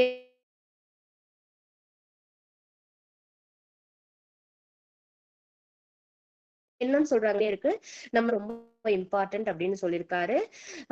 அந்த அறிவை வந்து நம்ம படிச்சுதான் கிடைக்கணும்னு இல்ல, நம்ம கேட்டு கூட, அதாவது இந்த மாதிரி செஷன்ஸ் மூலயமா கேட்டு கூட நம்ம அறிவை வளர்த்துக்கலாம். திருவிக்கா அவர்கள் வந்து பாத்தீங்கன்னா முதுமை காலத்துல கூட கண் பார்வை இழந்த போது கூட பிறர் வாசிக்க கேட்டு அவர் எழுதிட்டு இருந்தாருன்னு சொல்றாங்க. சோ அந்த அறிவுங்கிறது வந்து டைமிங்கிறது எதுவும் இல்லை, நம்ம எப்ப வேணாலும் கத்துக்கிட்டே இருக்கலாம் அப்படிங்கறதா ஞானம் அப்படிங்கறதா இங்க சொல்லியிருக்காரு. சட்டியில் இருந்தால்தான் அகப்பையில் வரும் சொல்லியிருக்காரு. அடுத்தது காலம் போற்று ஞானம் பெறலாம் சொல்லியிருக்காரு. அதாவது டைம் எவ்வளவு இம்பார்ட்டன்ஸ் அப்படிங்கறத வந்து நம்ம சொல்லியிருக்காங்க. மாணவர்களுக்கு பாத்தீங்கன்னா தேர்வு டைம்ங்கிறது ரொம்ப இம்பார்ட்டன்ட். அந்த டைம்ல போய் நம்ம தொலைக்காட்சி பார்த்துட்டு கிரிக்கெட் விளையாண்டுட்டு அரட்டை அடிச்சுட்டு இருந்தோம்னா அவங்க வாழ்க்கையில சக்சஸ் அடைய முடியுமா? யோசிச்சு பாருங்க. அதே மாதிரி உழவர்கள் பாத்தீங்கன்னா நிலத்தை உழுது கரெக்டா வச்சாதான் வந்து மழை வர்றப்ப அவங்க விதையை விதைச்சு வருமானம் தேட முடியும். சோ அந்த மாதிரி காலம்ங்கிறது ரொம்ப முக்கியம். அதே மாதிரி ஒரு கொக்கு பாத்தீங்கன்னா அப்படியே சில மாதிரி ஸ்டாச்சு மாதிரியே நின்றுட்டே இருக்கும். குட்டி மீன்கள்லாம் பக்கத்துல வரப்ப அது எந்த அசையும் அசைக்காது. பெரிய மீன் வரப்ப கரெக்டா அது கொத்தி சாப்பிடும் பாருங்க. அந்த மாதிரி காலத்தை வந்து நம்ம கரெக்டா யூஸ் பண்ணிக்கணும். திருக்குறள் மூலியமா சொல்லியிருக்காரு என்னன்னா, கொக்கக்க கூம்பும் பருவத்து மற்றதன் குத்தொக்க சீர்த்த விடத்து அப்படின்னு குறள் மூலியமா சொல்லியிருக்காரு. நிறைய குறளை சொல்லியிருக்காரு. அதே மாதிரி காலத்தை வீடித்தால் காலன் கவனிப்பான் அப்படின்னு சொல்லியிருக்காங்க. நம்ம இடம் அறிந்து காலம் அறிந்து நம்ம செயல்களை செய்யணும் அப்படின்னு சொல்லியிருக்காங்க. அடுத்தது மூடு பணியாக படரும் மூட பழக்க வழக்கங்களையும் அவர் விட்டு வைக்கல. நம்ம பேசுவோம்ல, பேய்கள், ஆவி, பில்லி, சூனியம், ராசிக்கல், ராசி நட்சத்திரங்கள்,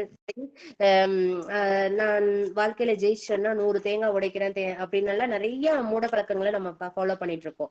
சோ அதெல்லாம் இருக்கக்கூடாதுன்னு சொல்றாரு. ஏன் வந்து பேய் பிடிக்கும் பெண்களுக்கு மட்டும்தான் பிடிக்குமா? போட்டு அவங்களை எல்லாம் அடித்து கொடுமைப்படுத்துறோம், ஏன் ஆண்களுக்கு பேய் பிடிக்காதா அப்படின்னு எல்லாம் கேட்டிருக்காரு. அப்புறம் பாத்தீங்கன்னா இந்த ராசி உள்ளவங்க இந்த ராசிக்கல்ல போட்டா வாழ்க்கை மாறும் அப்படின்னு ஏமாற்றவங்களை எல்லாம் நம்ப கூடாது, இப்படி எல்லாம் இருப்பாங்க அப்படின்னு சொல்லியிருக்காரு.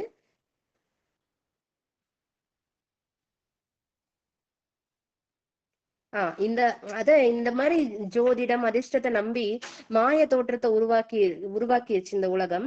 சோ பாத்தீங்கன்னா எவ்வளவோ நல்ல புத்தகங்கள் இருக்கும்போது அந்த புத்தகங்களை எல்லாம் வாங்கி படிக்கிறதை விட்டு போட்டு இப்ப பாத்தீங்கன்னா ஜோதிடம், கைரேகை, குரு பயிற்சி பலன்கள் இந்த புத்தகம் தான் அதிகமா விற்பனை ஆகுதுங்கிறத பத்தி அவர் சொல்லியிருக்காரு.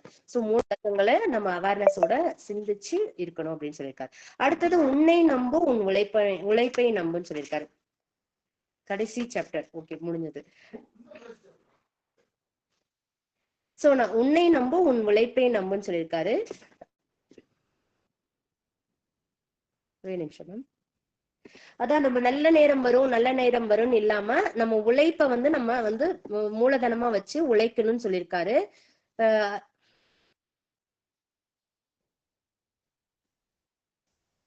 அதுக்கு ஒரு எக்ஸாம்பிள் என்ன சொல்லியிருக்காருன்னா, உன்னை நம்பு உன் உழைப்பை நம்பு. நம்ம உழைப்பை நம்பாம ஒரு வாழ்க்கை கெட்டு போன வாழ்க்கையை பத்தி சொல்லியிருக்காரு. அதாவது கார்த்திக் ராஜாராம் அப்படிங்கிறவரு எம்டெக் படிச்சிருக்காரு. அவரு ஒரு தனியார் கம்பெனி நடத்திட்டு வந்திருக்காரு. அது பொருளாதார வீழ்ச்சினால அந்த கம்பெனி அழிஞ்சிருச்சு. அப்ப அவரு ஜோசியர் கிட்ட கேட்டிருக்காரு, எப்ப எனக்கு நல்ல நேரம் வரும், நான் எப்ப முன்னுக்கு வருவேன் அப்படின்னு கேட்டிருக்காரு. அவர் ஒரு டைம் கொடுத்து இந்த டைம் வரும்போது நல்ல காலம் உனக்கு வரும்னு சொல்லியிருக்காரு. சரின்னு அவரும் பொறுமையா இருந்திருக்காரு. அந்த டைமும் வந்துச்சு. ஆனா முட்டாள்தனமா அந்த ஜோதிடத்தை நம்பி அவருக்கு எதுவுமே அவருக்கு முன்னேற்றம் ஆகல, அப்படியேதான் இருந்தாரு. அதனால அவர் என்ன பண்ணிட்டாரு, அவரோட கல்வியை நம்பாம, நாட்டை நம்பாம, மனைவியை நம்பாம, தன்னம்பிக்கையை மன உறுதியை இழந்தவராக துப்பாக்கியால மனைவியையும் 3 அன்பு குழந்தைகளையும் சுட்டுக்கொண்டு தானும் சுட்டுக்கொண்டு தற்கொலை செய்தார். சோ இந்த நியூஸ்ல நம்ம படிச்சிருப்போம். சோ அதாவது அவருக்கு கம்பெனி ஒண்ணுதான் போச்சு. ஆனா அவரு கிட்ட வீடு இருக்கு, உழைப்பு இருக்கு, தன்னம்பிக்கை இருக்கு, மக்கள் இருக்காங்க. அதெல்லாம் எதுவுமே யோசிக்காம இந்த முட்டாள்தனமா அவரு உழைப்ப நம்பாம அவர் இப்படி பண்ணிக்கிட்டாரு. சோ அந்த மாதிரி இருக்கக்கூடாது அப்படின்னு சொல்லியிருக்காங்க. அதே மாதிரி இன்னொன்னு என்ன சொல்லியிருக்காங்கன்னா, இந்த வெயிட் மிஷின் எல்லாம் நம்ம பாக்குறப்ப ஒரு சீட்டு வரும்ல, அதுல உனக்கு நல்ல விஷயம் அடுத்த மாதத்திற்குள் வரும் அப்படின்னு சொல்லி காமிக்கும் 2 நண்பர்கள் இருக்கிறப்ப. அதே மாதிரி ஒரு எடை மேடை மேல நம்ம குப்பை தொட்டி வச்சு பார்த்தோம்னா, நீங்க நினைத்தபடி விரைவில் திருமணம் நடைபெறும் வந்திருக்கும். சோ இந்த மாதிரிதான் இருக்கும். நம்ம தான் மூட நம்பிக்கையிலையும் ஒரு இதுலயும் போயிடுறோம். அந்த மாதிரி இருக்கக்கூடாதுன்னு சொல்லியிருக்காங்க. சோ இதுதான் உழைப்ப நம்புங்க, மூட நம்பிக்கையை நம்பாதீங்க அப்படின்னு சொல்லி இந்த லாஸ்டா இந்த சாப்டரோட இந்த புக்கை முடிச்சிருக்காரு. உன்னை நம்பு உன் உழைப்பை நம்புன்ட்டு ரொம்ப அருமையான புத்தகம். நிறைய தன்னம்பிக்கையை ஊற்ற நிறைய பேரை பத்தி சூப்பரா கொடுத்திருக்காரு. நமக்கு அதான் துவண்டு போகும்போதுமெல்லாம் இந்த புக்கை எடுத்து ஜஸ்ட் ஒரு பேஜ் படிச்சா கூட நமக்கு ஒரு வாழ்க்கையில ஒரு மிகப்பெரிய சக்தி கிடைக்கும் தான் எனக்கு தோணுச்சு. சின்ன புக்கு தான், முடிஞ்சா எல்லாருமே வாங்கி படிங்க, உங்க கையிலேயே வச்சுக்கோங்க. அனைவருக்கும் நன்றி. இந்த அருமையான வாய்ப்பையும் இந்த டைம் வரைக்கும் கேட்டுட்டு இருக்க அனைத்து நல்லுள்ளங்களுக்கும் எனது மனமார நன்றியை தெரிவித்துக் கொள்கிறேன். Thank you so much ma'am. Thank you all. Thank you Sivasankari ma'am. எல்லாம் கிளாப் பண்ணுங்க. Excellent session.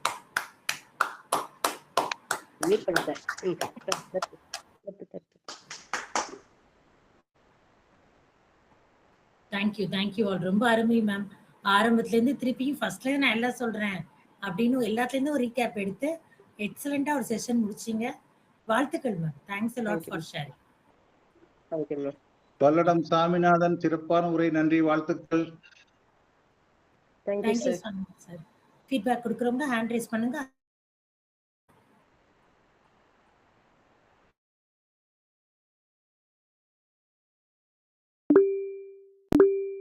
சொல்லுங்க வினயதீதான் சார்.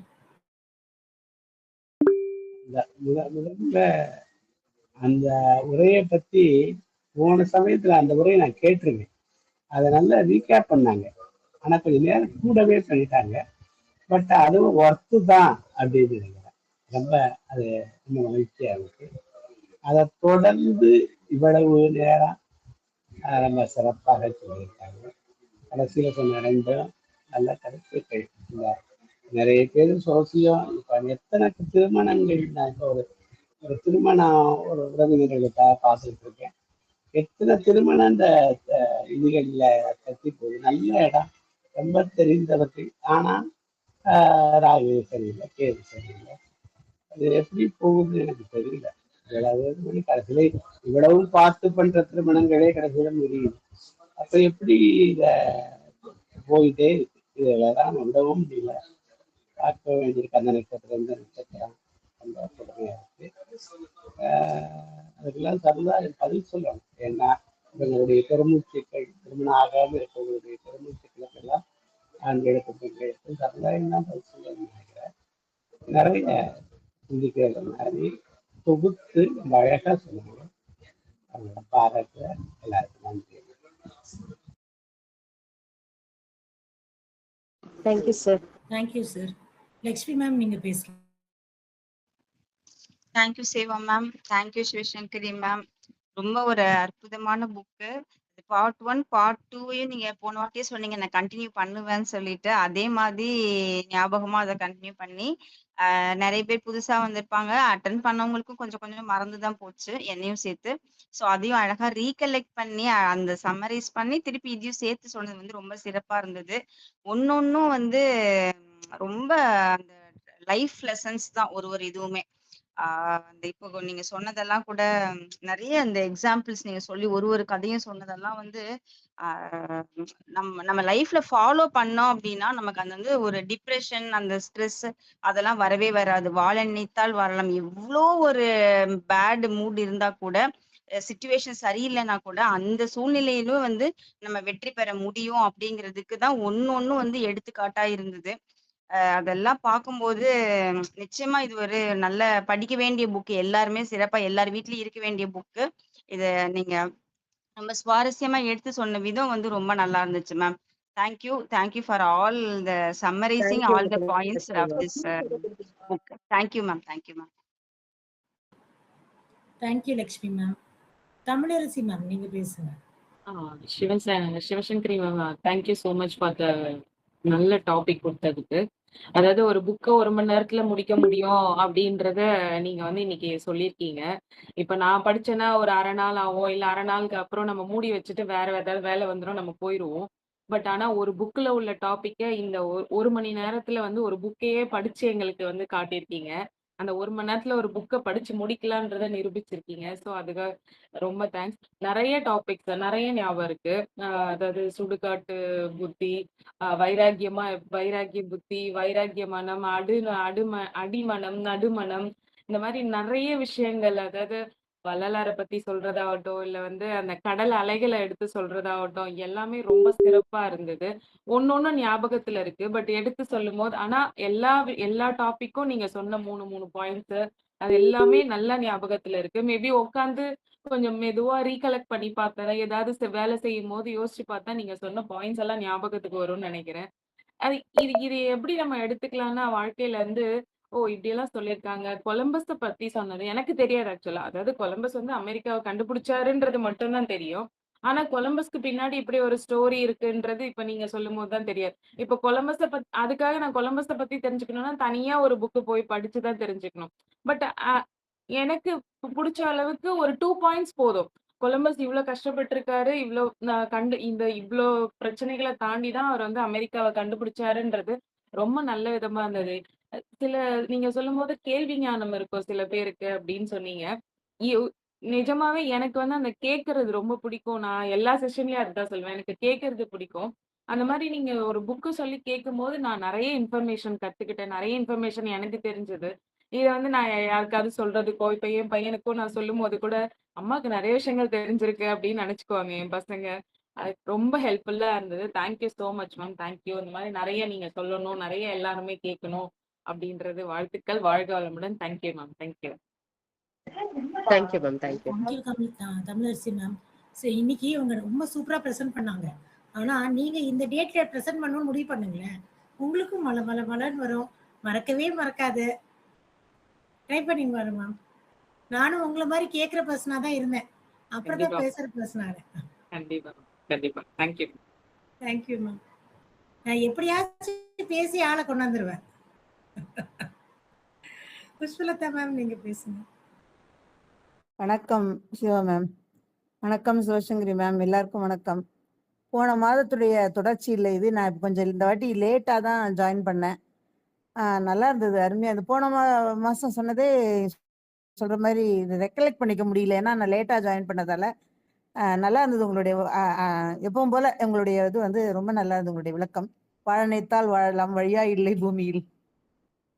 நல்லா இருந்தது. நன்றி மேடம், வாழ்த்துக்கள். Thank you ma'am, thank you. Thank you Pushpalatha ma'am. வேற யாராவது பேசுறீங்களா? சிவகணி மேம் சொல்லுங்க. அனைவருக்கும் அனைவருக்கும் வணக்கம். சங்கரி இன்னைக்கு ரொம்ப அழகா ப்ரெசென்ட் பண்ணீங்க. அதாவது நம்மளுக்கு ப்ரீவியஸ் செஷன் கேட்டதோட தொடர்ச்சியா சொன்னது ஒண்ணு. அதற்கப்புறம் பார்த்தீங்கன்னா, ஒவ்வொரு கதைக்குமே ஒரு கனெக்டிவிட்டி இருந்துச்சு. ஸோ இதுக்கப்புறம் என்ன அப்படிங்கிற மாதிரி நம்மளுக்கு ஒரு தேடல் இருந்துச்சு. எல்லாத்தையும் எல்லா தலைப்புமே வந்து எடுத்து சொல்றது அப்படிங்கிறது இந்த 1 மணி நேரத்துல மிகப்பெரிய ஒரு சக்சஸ் அப்படின்னு தான் சொல்லணும். அவர் எழுதினாலும் கூட அதை எடுத்து நம்ம எல்லாத்தையும் சொல்லணும், அந்த டைம்குள்ள கடகடன்னு முடிக்கணும் அப்படிங்கிற ஒரு ஆர்வம். அதை தாண்டி பல இடர்பாடுகள் வந்துச்சு இந்த டைம்ல. ஸோ அதையெல்லாம் கூட தாண்டி எப்படியாவது சொல்லி முடிக்கணும் அப்படிங்கிற ஒரு மோட்டிவேஷன் வந்து இருக்கு. இது நான் நினைக்கிறேன், இந்த புத்தகத்தை படிச்சனால இன்னும் கொஞ்சம் மோட்டிவேட்டட் ஆயிருப்பாங்கன்னு நினைக்கிறேன். இந்த இதுல என்னன்னா, இந்த ஒவ்வொரு தலைப்புலயுமே நம்ம கத்துக்க வேண்டிய விஷயங்கள் ஏராளம் இருக்கு. அதை தாண்டி யதார்த்தமான வாழ்க்கையில நம்ம என்ன கத்துக்கிறோம் அப்படிங்கிறது ஒண்ணு. இப்போ அந்த கதையில சொன்னாங்க, நம்ம என்னதான் வந்து கலை கத்துக்கிட்டாலும் கூட அந்த தேவையான இடத்துல அந்த நீச்சல் அப்படிங்கிறது தெரியலன்னா நம்மளோட லைஃப் அப்படிங்கிறது ஸ்பாயில் ஆயிடும். ஸோ எந்த சுச்சுவேஷன்ல என்ன தேவை அப்படிங்கிறத நம்ம தெரிஞ்சுக்கணும் அப்படிங்கிறது ஒவ்வொரு தலைப்புமே ரொம்ப அழகா இருந்தது. ஸோ இந்த தலைப்புல என்ன சொல்லியிருக்காங்க, எந்த ஆளுமையை பத்தி சொல்லியிருக்காங்க அப்படிங்கிறதெல்லாம் ஒரு தேடல் வந்து ஒவ்வொரு கதையை பத்தி சொல்லும் போதுமே ரொம்ப சிறப்பா இருந்தது. உங்களுடைய உரை வந்து மெருகேறி இருக்கு அப்படின்னு தான் சொல்லணும். வாழ்த்துக்கள், மென்மேலும் வளர்க. வாய்ப்பிற்கு நன்றி Siva madam. Thank you. Ma'am. Kanchana ma'am நீங்க பேசுங்க. Oh sir, Vivek Raja sir பேசுங்க சார். ஒன்னும் கேட்கல சார், உங்க வாய்ஸ் கேட்கல சார்.